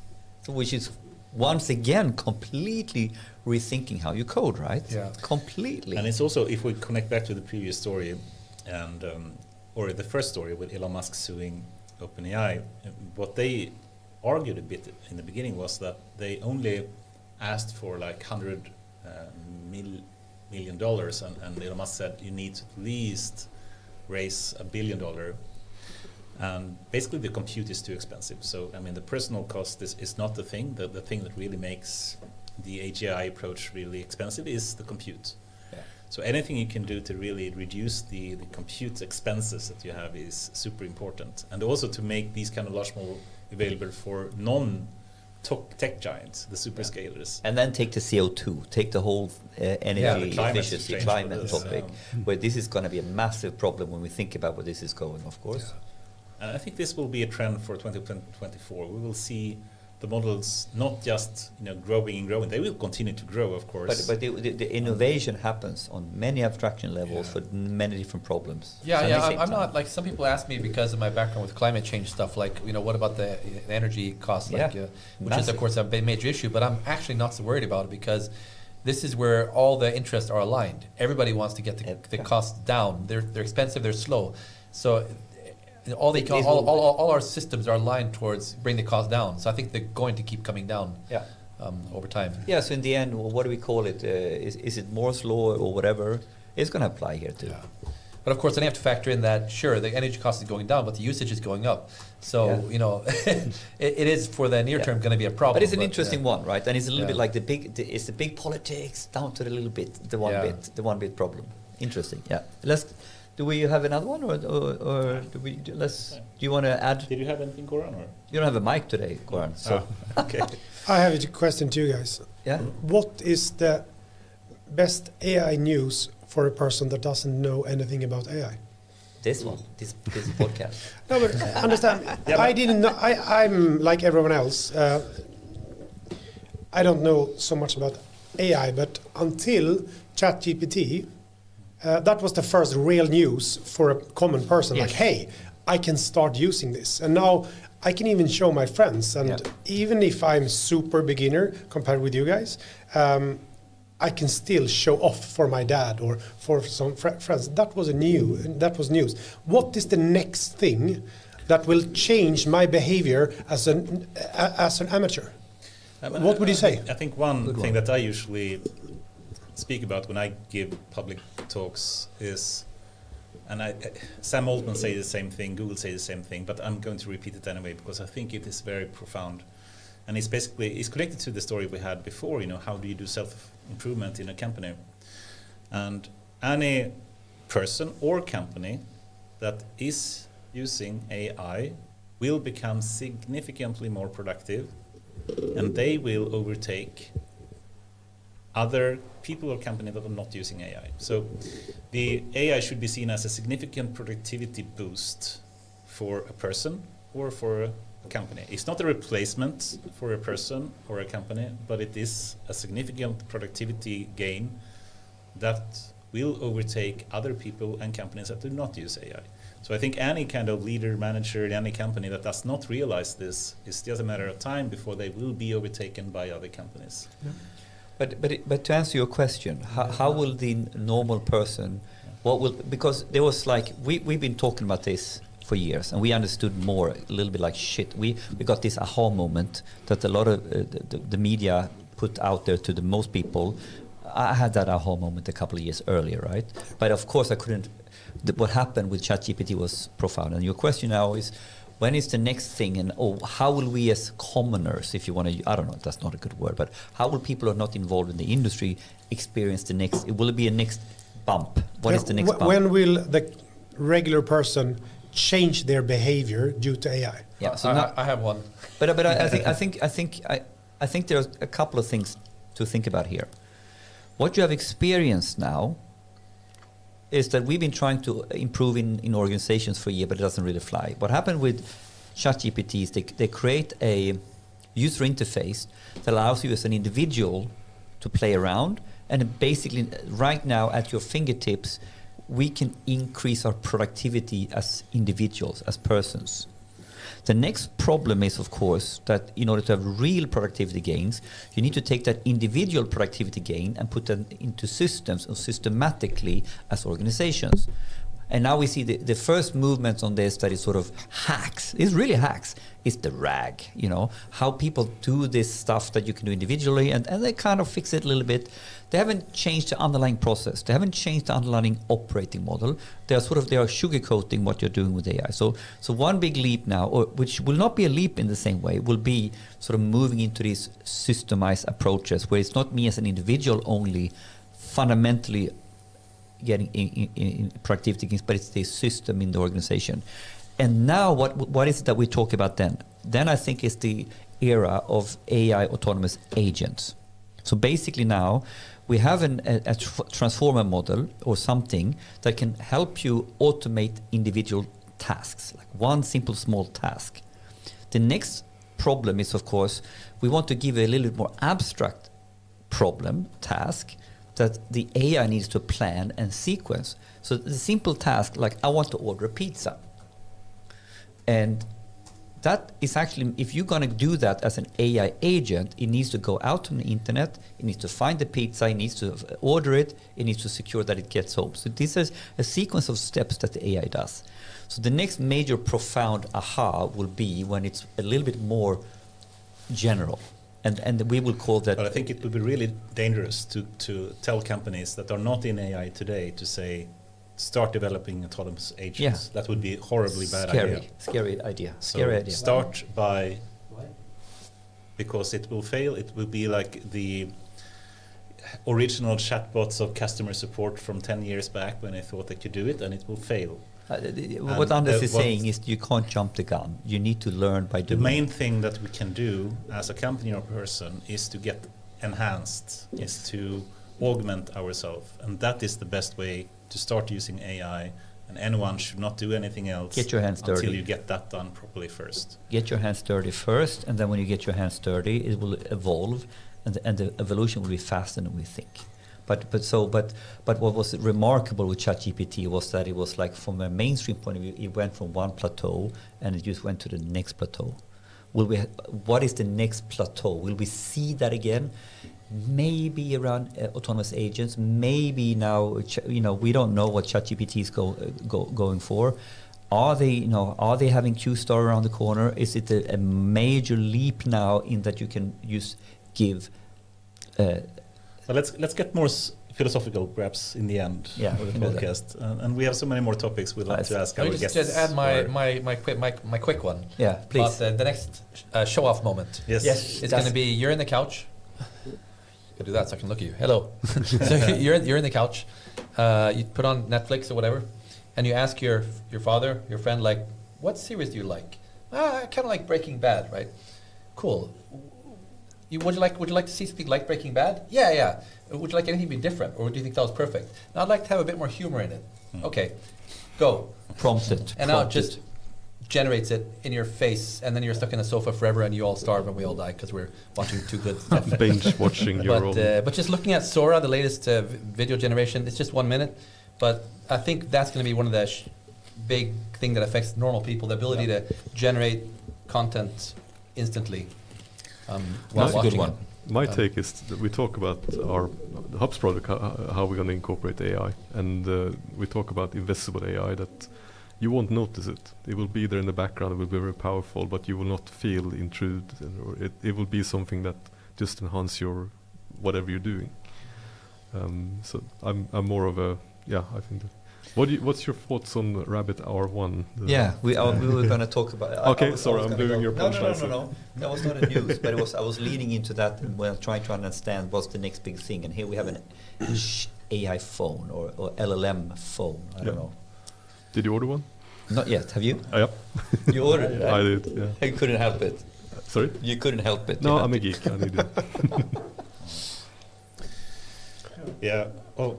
We can close the news topic, I think, and we move into because we already moved on, I think. But you were referring, maybe for the listeners who doesn't know what we're talking about, you were referring to the Rabbit 1, Rabbit R1. I think so. Yeah.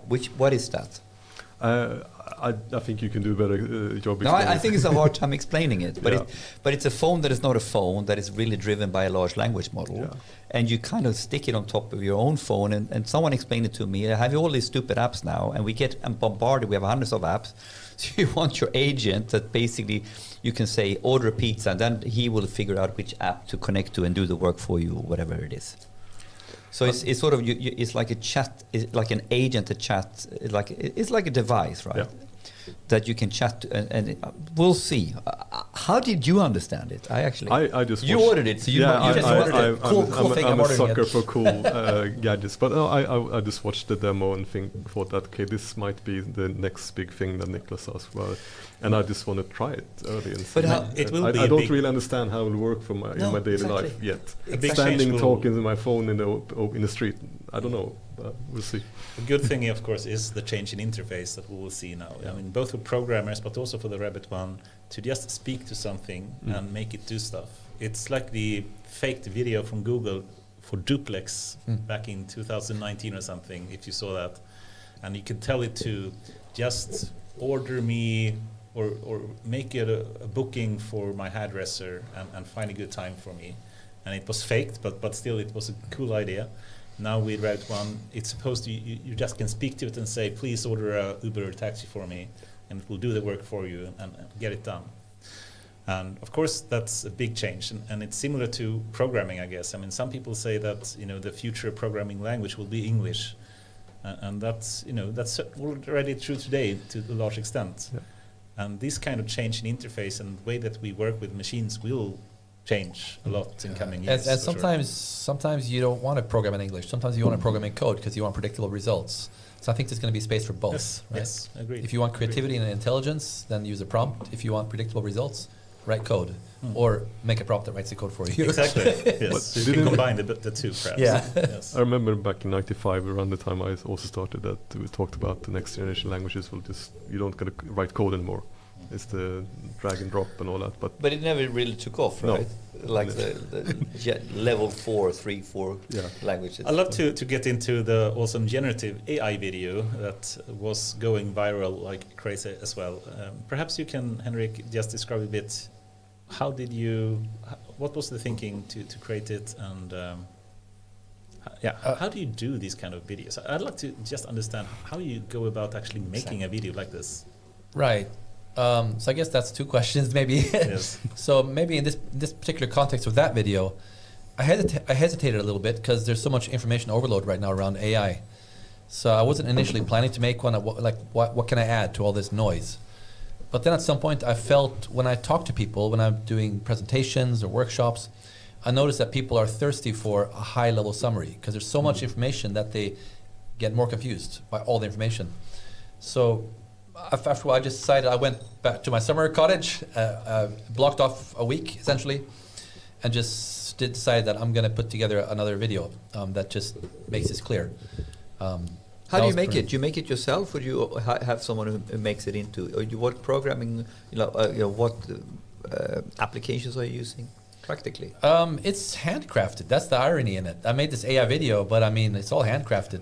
I just draw on a tablet and record my screen. Actually, is it so? Because I think there are sort of ways of doing that, but this what we're looking in your videos. You have drawn it. Yeah, it takes You have forever. a very nice handwriting. And it takes a long time. And I'm not as good at drawing as the video might make it seem. So I have to do a lot of retakes. Like and then you like stop motion on the different. No, I just record and I draw it. I'm like, crap, Control Z, crap, Control Z, and then after 15 Control Z is like, I managed to write Einstein sitting in a chair, and then good. And then I just save that. But then you can draw. I mean, Henrik, you can draw because your small little drawings, they are nice. Oh yeah. No, it's just that a real artist would do that instantly. I need I need to do it slowly and with retakes. So he's just being humble. He's an amazing artist. Yes, I know. Because He's very humble. because How long did it take to actually make that video? I actually tracked that time a little bit. It took about 60 hours. 60 hours. But a large part of that was figuring out, like obsessing over every word I'm going to say. Exactly. Because it's compact. It's a whole day course essentially in 18 minutes. It's crazy. Yeah. So I spent a long time obsessing, counting every word, because I know how many words I speak per second. I want the video to be max 15 minutes. Mm-hmm. I failed, it became 18 minutes, but my goal was 15 minutes, and I spent probably 2 days working, like 2 effective days, which corresponds to a normal work week. Yeah. And then you have the manuscript first. Yeah, so I obsess over every word, and I count them until I get to a point where I got my message across with the fewest possible number of words. Yes. Word count per minute. Yeah. And now you then think about what are the visualization that will flow naturally with this. Yeah, so then I grab various, typically snippets from my various presentations. Mm-hmm. So when I talk about this, I'll probably show this thing. When I talk about that, I'll probably show that. Sometimes, so I put it in a slide deck actually, the manuscript. And so I cut in, I do some clip art. Sometimes I ask GPT to generate something. Sometimes I draw a little sketch. It's super ugly, but each page in this presentation is essentially what I call a chapter, which is about 1 minute of content. Yeah, because you can feel it, because when you're trying to break down, watching the video with a nerdy eye, then you feel the chapter. There's a structure. So every chapter is on the manuscript is a slide, text on the left side, and just a bunch of sketches on the right side. But then I know what am I going to say, roughly what am I going to draw when I'm saying it. And that's about half the time, just doing that. Yeah, to get the whole flow. This is a little bit like the storyboarding. Yeah, and that only works because I've done a presentation 40 times before. Yeah, exactly. Practicing with the audience. So I already have all I know what works. Yeah, so the background then it starts way earlier, because if 60 hours is bullshit. 60 hours is only the production of it. This is the production of the actual stuff, but because you have groomed what is this originally a 1 day generative AI? How have you sort of made consultant money on that sort of, what's the background of the content? But you have given a lot of lectures. I've given lectures, talks, in lots of different contexts, written articles. And the whole full thing, or typically parts of it? Parts of it. Yeah. So this is putting it all together. Yeah. Cool. And for people that's interested in what we're actually speaking about, they can search for generative AI in nutshell, right? It, yeah. Yes. It's amazing. If anyone doesn't have an understanding of generative AI, I would really recommend. Yeah. This is probably one of the. It's one of the best that you can do. Videos. Best comprised 18 minutes on the landscape. I will try to ask ChatGPT to make a pedagogical video about X in the style of Henrik Kniberg. This is actually, I want to talk a bit about this because this is funny. People ask me, how did I use AI in this? I used it for basically only 2 things in this video. One was fact check. Because I prompted GPT and says, I want this to be factually correct, but also very simple for normal people to understand. So I can't oversimplify, right? But I do want to simplify, but not oversimplify, because then it gets too incorrect. So it helped me say, when it said, will you use metaphor? This metaphor here is very useful, but it's also incorrect, like too incorrect. That was one thing it helped me with. But the second thing was, I prompted GPT and I said, the most important thing for this content is I naively want to reach both the experts and the beginners. That's normally not possible, but I decided I want to reach both beginners and experts. Probably fail, but I'm going to try. And GPT was very helpful there, because it told me you'll lose the experts when you simplify it this much, and it said you'll lose the beginners when you go this advanced. So you had that as framing prompts that will sort of help you balance. Yeah. So simplify a little bit more, or make it a little. So I added some things that are just for the experts. I showed an example of of a research paper. I popped up just for a few seconds to emphasize one point that I was making, because I know that the expert would realize that, Henrik knew about that paper. I'm not making stuff. So little things just to make sure that I can't both. And the funny thing is, now when I read the comments, I feel very happy, because I get comments from people like, I'm a teacher at a grade school, and I don't know anything about AI, and now I get it, and I'm teaching my kids and my class, and they get it. Thank you very much. Or I'm going to spread this to all teachers. And that just warms my heart. Yeah, and then the next message is, I'm a university professor in machine learning, and I'm teaching students, and it's like, can I use this in my course? I'm like, yes. I got both. Wow. And I don't think I could have done that without help from the team. What satisfaction. Cool. Awesome. And the time yes, please. Flying away here. And I think we've spoken a lot about like organizational changes that AI will bring and how to do that in a lean and agile way, etc. But perhaps one aspect that we haven't spoken about is more, how will it change the products? I'm not sure if that's something you are focusing on, but one thing that we have seen, at least the tech giants doing, is simply add a language model to each product they have, to like Copilot, to Windows, to the web browser, to the Office suite, to Workspace in Google. Adobe added to all their products. It's simply like an assistant or a Copilot to whatever product they have. Is that something that you think is a good way, or see that AI will be used in the future? Or how do you see product changes, or how should people think about product changes in a world where we have the AI to help us? Like I mentioned earlier, I think we talk about invisible AI. Yes, you said that. Yes. It should be something that is in the background. It's like a butler in the corner of a dark room that come in and help you and disappear. Hopefully we can, what we're building now, we will be able to utilize this. How are you thinking about implementing AI in your TMS? Have you thought about it yet? We're kind of talking about it. We haven't started doing that yet, but it is in that context. Can you build a butler, a TMS butler? Well, we have two agent. Leading persons within their field. Wouldn't it be great to have these people exactly avatar Henrik Kniberg at your table virtually, but not being annoying. You're not being annoying, but as in something that's there to kind of nudge you in the right direction. And also maybe find patterns. Simple things like if a customer is using our platform, they're consuming a bunch of content, they're inserting lots of improvement ideas, things they want to improve. That's a lot of data. And then if our system with knowledge plus with all the knowledge that language models already have, we can provide some tips like, hey, this problem that you're having, would you like to have some ideas for how you can solve it? Yeah. And then so it can provide just ideas. Yeah, you can imagine like I think this is some of the problems with learning management systems or content management systems.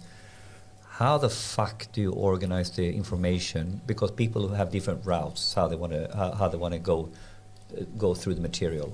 I mean, like we have different user personas. What's the journey we are following here? So one way to do that is basically, can we make it? Can we guide it? Can we make it more conversational in style of learning? Can we have a knowledge graph underneath? So because the way you can, when you talk about the different dimensions of becoming data AI ready, organization, practices, team, leadership, there are so many tangents and different roles has different problems. And then you have the temporal problem. I'm early in the project. I'm late in the project. I'm going down in the ditch. So you can imagine there are so many ways that you could want to question and prompt all the content. I think it's interesting to think about how can you use AI in a product without taking away self-fulfillment from human individuals. That's a good one. Because going back to the example with Saab, we were able to ask a question to 1,500 people at the same time. And if all those 1,500 people answer a question and they come up with 3 IDs each, that's 4,500 IDs. And from a cognitive perspective, it is when I come up with something, that is the process when you create engagement and ownership. But if my wife say, hey, Niklas, don't eat the semla, I say, what about you? You don't eat the peanut butter then? I mean, it's like, I don't want to get a tip from her, but if I say, hey, babe, I'm not going to eat semlas, and I feel so proud of myself. So it's the process of coming up with the answer. So going back to this 4,500 IDs, I don't think AI should be asked, what shall we improve? And then we could say, hey, we have 10,000 IDs in 1 second. Let's skip the DVDs because you are so slow and stupid. AI is but if we could take 5,500 or 4,500 ideas that people have ownership and say, hey, can you just categorize this and package this in a way so we could see what are we collectively thinking that we should improve? Then we have a product that AI has packaged for us, but we still have ownership, like I was part of that. But this is profound, because it goes all the way down to the first question when using AI you need to answer. What is the objective function? What are you trying to achieve? Going back to fitness versus survival. And if we really understand that, then we can answer what AI should be used for and what it should not be used for. And I think we can fuck this up big time if we're not careful now. Yeah, I mean, if I don't have an ownership of an improvement idea, it doesn't matter. I know that I shouldn't eat so the if that's semla. the first principle, then what can AI do? Exactly. But if you lose the first principle, you lost the war. Exactly. And this ties in with the kind of what has become somewhat of a mantra for me, which is that AI and humans together, that's where the magic lies. Yes. So if we completely outsource the AI to just run the improvement, nothing is, I think, is going to happen, really. It's not going to have the context, it's not going to have the buy-in. I think the ownership and if we just let the humans run the process, well, we're kind of slow and we don't know a lot of stuff. But if we combine it, so people are driving the change themselves, but they're AI supported. So then they can get a spontaneously generated video as inspiring as a Spotify model video, adapted to exactly the problem they're trying to solve. Now it's like, you own the problem, but here's a bunch of inspiration. And then maybe we can get that magic. AI supporting humans, I think that's the way to go, so to speak. So I think everyone should be encouraged to try to do so.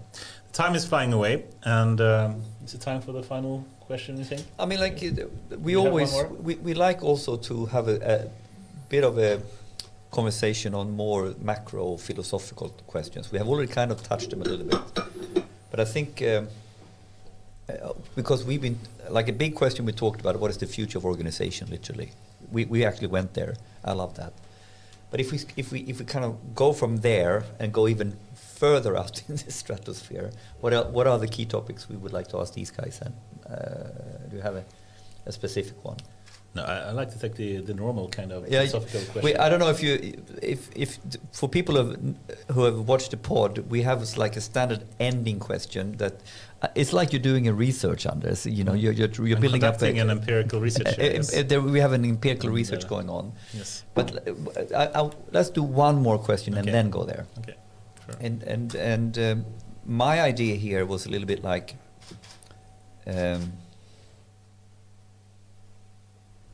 I think at this table, and I was thinking a lot on Mattias actually.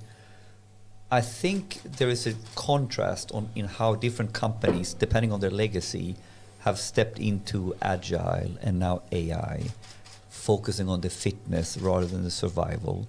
And I have definitely seen a difference talking to a digital native, where as you said, you split into Agile, and they were there. It was just about improving. And then I have worked with a lot of different companies with a very successful and proud analog history, with a lot of dogma, I could call it, but I could also call it learnings that made them successful, how they should organize.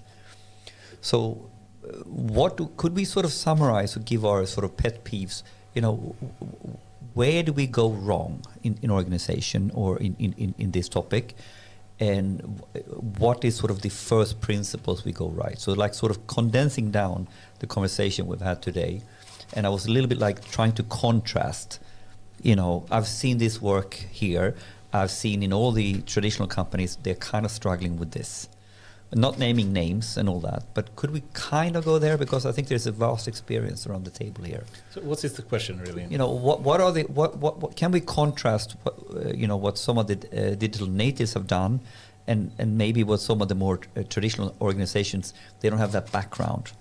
So maybe they are thinking right or wrong about this. So I'm trying to find out the sort of the major blockers and pitfalls that we see where people go wrong, and the major principles that is actually important. And it's a little bit like a summary. Super big question. Super big question. No, I said that. Macro question. Yeah. I think if you take a date like Spotify to other companies that don't come from there, it's the thinking everyone needs to start doing something in the digital space. But if you come from a non-digital native side, you would think project. Yeah. It's like I have a requirement, I'm going to deliver it at a certain date. You got me. So you are saying product over project, please. Exactly. Like one. This is one. And that good. That most people who work in those organizations that haven't had a software product mindset, that's a shift you need to focus on. Yeah. And I like it. And once you're gonna get thinking like that, then you can probably start catching up with the digital native companies. Yeah, because that becomes the first principle. If we haven't left the project process type era and gone product, none of the organizational logics make sense. No. Okay. And you will never be done. It's an infinite game. You need to continuously improve your product, understand what your customers and people you're serving need. Okay, so I think this is what I wanted. Like, so please, can we go from project to product thinking more? Okay, this is your view. Do we have any others like this? I think you said it before. Focus on the survival rather than the fitness. I think that's a profound summary. Like, focus on the objective. Yeah, I think it's when something becomes really hype, we over-focus on it. I don't know how many 100 times I've gotten the question, Niklas, our company are having 2 big initiatives. It's digitalization and lean. Which one is the best one? And what do you answer? Lean, of course. No. It's so. This is just that we dig into hypes. First it was lean, and then it was agile, and then it was digitalization. Then we have OKR, and now it's AI. Hallelujah! I mean, I wish that I could go back in time and just take away the word lean and say, okay, here we have an area where we talk about short lead times. Add knowledge to how to short lead times, or create amazingly safe factories. This is the most safe factory that we have ever created. What do we do? So what are the things that we want to achieve? But this rant is beautiful because it's really, we are going into hype cycles on the fitness topic of fashion rather than being precise to what we really want to do and be concrete. My best story is when I was working with a hospital, the fertilization clinic, where couples come and they can't get pregnant, and they had like 40 different KPIs that they were measuring with the quality of sperms, amount of sperms, quality of eggs, amount of eggs, and so on. And I mean, if I go there and with my wife and we are not able to get pregnant, I don't really care if I have slow sperms. It's not really what I care about. I want to get pregnant. And that's what they come up with. So they changed all those 40 KPIs and they said, we have one KPI, and that is baby take-home rate. Meaning, which couples have a baby to take home? Yeah. That's the only thing that drives customer satisfaction. So I think every company should ask, what is our baby take-home rate? Yeah. And how can AI help us increasing or decreasing that? Love it. I mean, that's what it's all about. I guess it's similar to Elon Musk, in his SpaceX vision. He says, every decision I take, if I should change a screw in this way, change the engine in that way, is being decided based on, will it get me faster to Mars or not? Yeah. So thinking about the grand vision and the real goal that you have. The real objective. That is really what you should make every decision. Same with Tesla, right? With the time to eliminate the last fossil car. Yeah. Right. A fossil fuel car. Yes. All oriented around that. I think it's super motivating when you find those metrics, I think. But here we have 2 first principles. Project to product as a fundamental principle to think about why we organize wrong. Focus on the core objective. Get rid of all the fucking fluff and go and be more precise on the objective. And now, Henrik, do you want to add anything to that? I wish I had just one. But I got 3. I'll give you 3, you can pick one. How about that? Yeah, that's right. Beautiful. Okay. It's just things that I keep rediscovering as, this is really important. And one is experiment. Yeah. Just as a company, experiment with the way you work, experiment with your product. That seems to be just a key thing, regardless of everything. Just experimental culture. Awesome. The second is visualization, visual management. Make stuff visible, whatever it is. People just get smarter. And even AI models become smarter when they see stuff. So make things visible, especially the things that matter. Yeah. Right? What's between us and increased baby take-home rate? Yeah, exactly. So I'll explain and you give buzzwords. Perfect. And the third one is of course also stolen from Toyota, respect the people. But at the end of the day, people that are motivated and happy do a better job. And even with AI models all over the place, it's still people in the loop. Yeah, isn't that interesting? We talk about tech, and no one seems to reflect this is a social, technical paradigm. It's people using tech. Yeah. It's the value in use we want to get out of it. Yeah. And all of a sudden we talk about tech, agile practices, that this is a technology where's the people? Yeah, and if they're not inspired, if they don't care about your KPI or your vision, then the tech is not going to be, it's not going to help. So experimentation, people, and visualization. So take your pick. do you have a favorite leader, favorite CEO of a company that you admire and think this is a role model for how someone should lead a company? And why is it Niklas? yeah. No, Niklas, he's sitting there. before you can think about that, but I have to comment what you said about respect and also about the values. I mean, one reason why I love Henrik is that before we really knew each other, I was working with the oil company. They really wanted us to help them to become more efficient, and they said, "Do you know Henrik Kniberg?" And I was like, "Yeah, of course I know him." I really didn't, but I had his number. So I called him and said, "Henrik, this oil company, they want us to help them." And he said, "What type of company?" "Oh, they're a Norwegian oil company." And he said, "Yeah, I can help them for free." And I was like, "You can?" "Yeah, if they put their company into bankruptcy." I don't work with that type of companies. Click. I didn't click, but yeah, right. No. But you actually said that, and I think that is one of my. One of the situations where I loved you, because being driven by true values. I think we need to bring that in, because how do we use AI without the human values? Well said. Awesome. So this was kind of a little bit of a wrap up I was going for, and you gave it a goosebump moment. Thank you very much, guys. And a lot of good learnings there. Okay, so for the philosophical question here, imagine AGI is coming. Either, I think OpenAI, they released or they leaked this document saying they have a plan that, like in 2027, they will have AGI in place. Ray Kurzweil says 2029. Other people think in 10 years, 50 years, or never. Anyway, imagine AGI is here. What do you think the world will look like? It could be either in two extremes. One extreme is, of course, the dystopian kind of nightmare that we have in Terminator, Matrix, etc., where the machines are trained to kill the humans. And the other extreme is the utopian future, where we have a world of abundance. We have no need for energy. Energy is free. We have fusion energy, fixed everything. We have, the medicine is awesome. We have cure for cancer. We have educational systems that are, amazing. We have no need to work if we don't want to. We don't have to work 40 hours a week anymore, and so forth.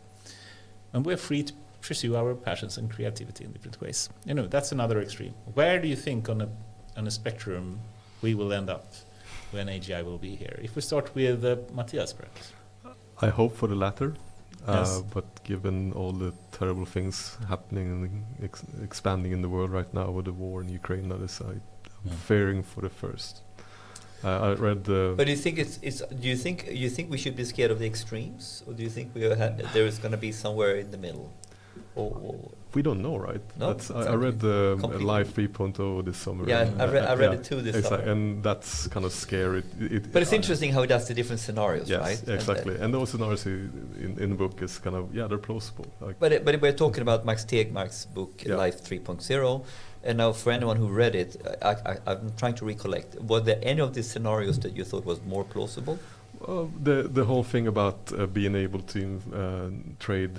I used to work in the finance industry, and the algo trading is kind of never. But maybe it's something smart enough will come in and really tip the scale. I don't know. I have no idea. But and the scary thing will be we wouldn't even realize it until it's already there, right? It will be very stealth until one day we realize that wasn't actually a real company. It was just an AI with some people. Yeah. So one of the scenarios that Max Tegmark does is like in the introduction of the book, he's doing like a little short story, which is like how an AGI takes over the world, and the core topic is a little bit like it's stealth. Yeah. Like people don't know that the AI is doing it in such a way so people are thinking they're working for companies or they're dealing with companies, but behind it all, it's shell company on shell company that ultimately they're So it's a science fiction, you know. Yeah. But okay, what about you, Niklas? How close are you closer to the utopian or dystopian future? If you were to just put, some kind of looking at the history of mankind, sadly, I think it is a risk, and we have to deal with that. I think Henrik has some things to add on that, how we could maybe do that. But we need to be mindful about it. Yeah, for sure. Awesome. Niklas? Yeah, I mean, I hope that the good will win, but I mean, it's like my friend. He built a pool, and this summer his daughter fell in the pool, and it took him 1 minute or so to see her, and he jumped down and brought her up, and she was okay.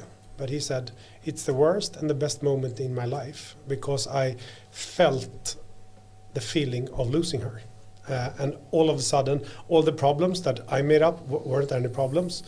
And I wish that the world can get into a situation like that, where our daughter falls into the pool and we think that she will die, but she doesn't, with AI. So we could see what it could do, but it forces us to become the good dad. That like that so I really hope that will happen. But a scare. We need the daughter to fall in the pool, and we haven't happened yet. What I can understand. No. But I hope that it doesn't take 20 daughters until that happens. Therapeutic event that will teach us a lesson. No. Yeah. And what about you, Henrik? I kind of choose the path of optimism because it's too depressing to not. I agree. I put it this way: we didn't eradicate humanity through nuclear weapons. We've had them around for 80 years. We should be gone by now, but we haven't. We managed to not blow ourselves up, which is quite amazing. We had some close calls. I choose to assume that we're not going to blow ourselves up with nuclear weapons. If they do, then I probably won't be around to miss myself. So by just assuming things are going to go well, if they don't go well, then whatever, then that's just too bad. But I assume that things are going to work out for the good, and I want to do as much as I can to help that happen. Choose the path of being an optimist. I like that as well. But also realizing the risks, I guess, is what it boils down to. I like the combination of choosing the optimisms, but not being naive. Yeah. Not being naive. Yeah. It's like assume the best and then do everything you can to make that what happen. do they say? Yeah. We hope for the worst, but we hope for the best, plan for the worst, kind of thing. Yeah? But in practice, what I think is going to happen is, this technology can give us utopia and it can give us dystopia. In practice, the pragmatic side, I think we're going to get a bit of both. Yeah, we're going to get it. I like what Sam Altman is saying about this. He has changed his view, I think, in the last 6 months or something. But he's basically saying, of course, it will be a huge impact on society, but it will not be as big or as profound as some people think. It will be some kind of slow process, not a fast takeoff potentially, but it won't perhaps be as extreme as people think. I hope he's right, but who knows? I mean, like there's this core question, that Max Tegmark explores in the book, which is quite interesting. When we get to the point of AGI, is that going to be a very slow evolutionary path, or is there a real singularity where something really takes off in minutes and hours? And I think the most pragmatic understanding of it is that we use speculation, but I tend more to I guess we passed AGI 2 years ago. I'm not sure it's going to be. It's the same so here. ChatGPT was a huge stepping stone, right? Yeah. Was that AGI? No. We're going to have several like that on the way. I think it's a continuum. It's a continuum, but it's going to go faster and faster, so it's just going to be a blur, right? And I said many times before, I'm more afraid about the stupid AI that we have today. When we actually do have proper AGI, I will be feel safe. But if it's really well done. Scared about the time until we get there. Yeah, the fuck ups on the way. Yeah. A lot of false summits in mountaineering you talk about. When you see the summit and you come up, that's actually the next one, the next one. Yeah. We're going to be like that. Awesome. So many interesting discussion. I hope you can stay on for some after work, where we have even more interesting discussions and speak about stuff off camera. That will be, I think, very, very interesting. So thank you very much, Mattias Altin, Niklas Modig, and Henrik Kniberg. Thank you. Thank you. Thank you. Thank you, guys.